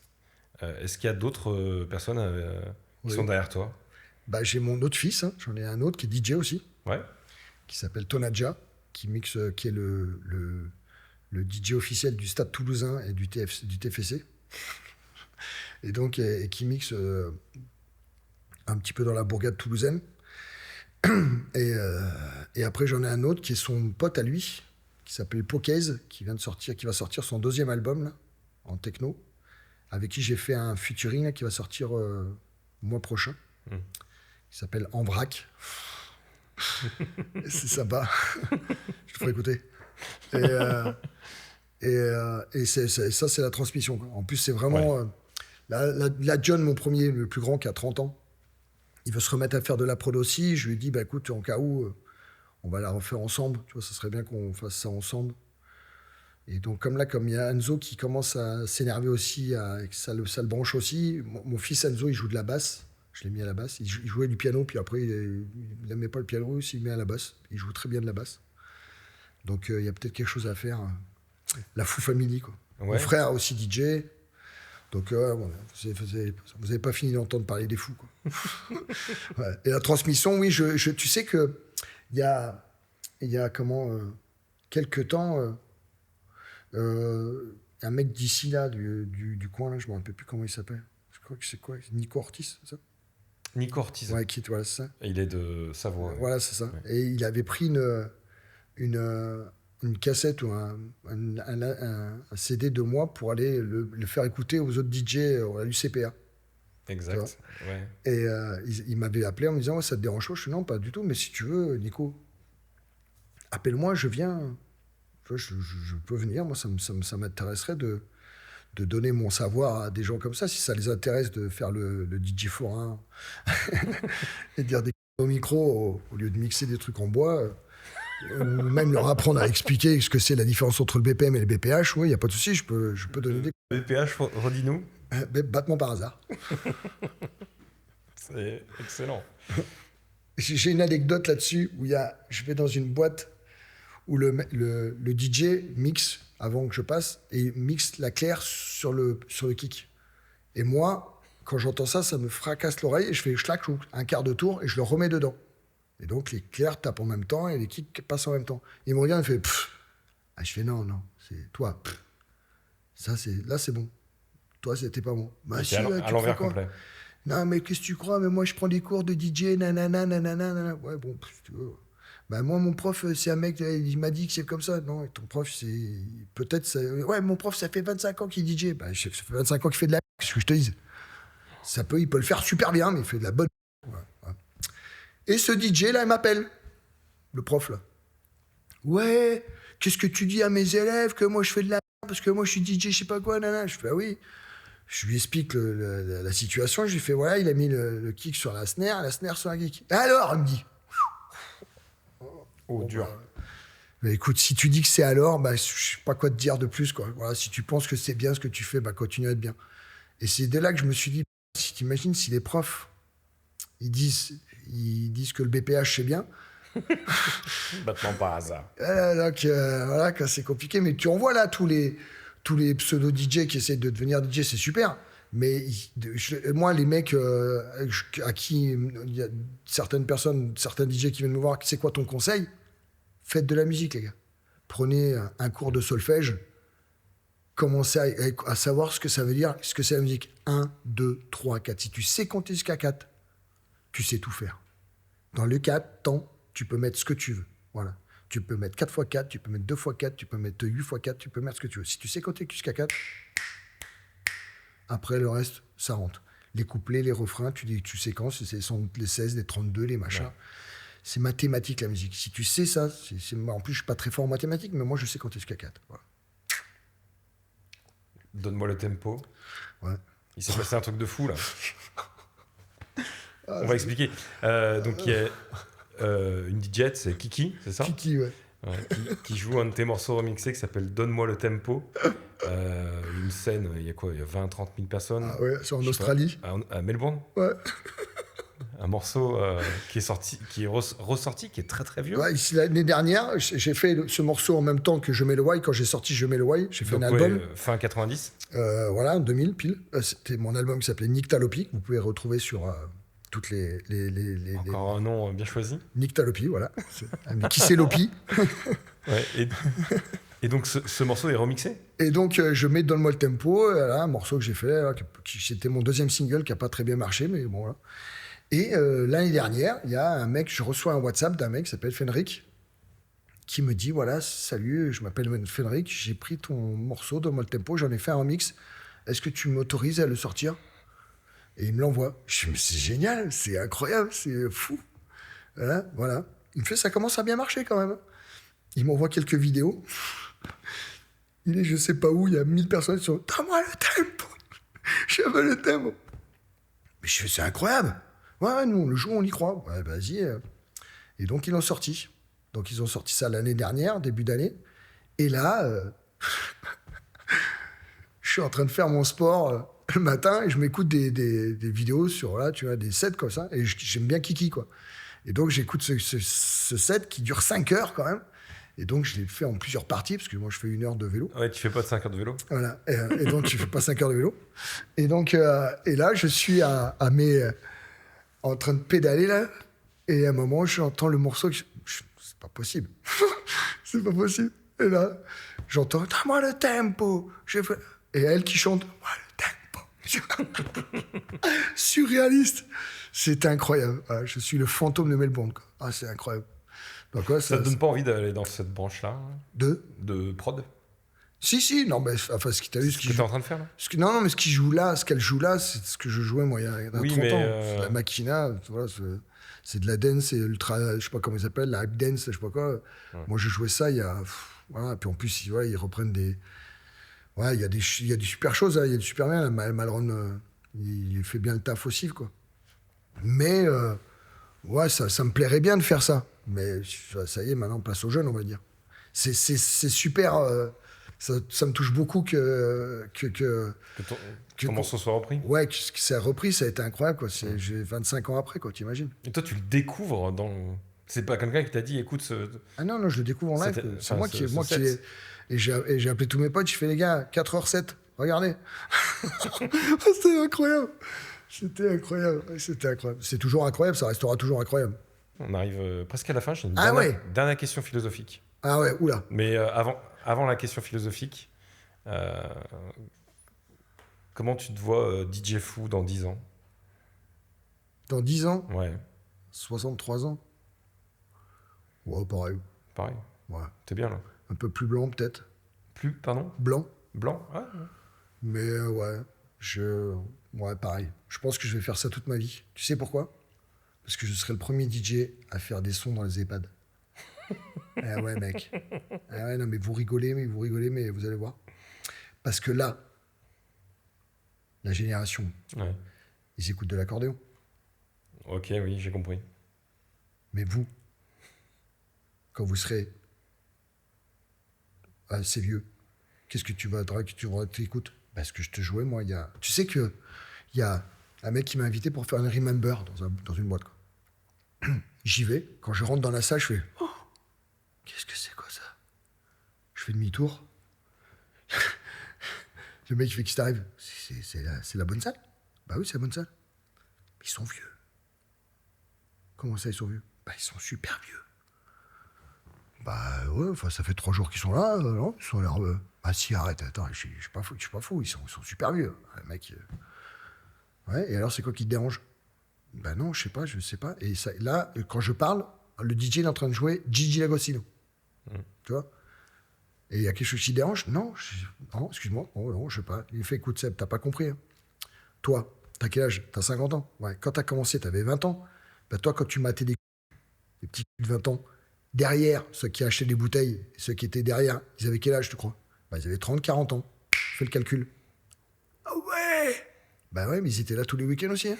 Ah ouais! J'ai maté trop de... Ah, c'est ça, j'avais pas fait gaffe que, en fin de compte, c'est ça.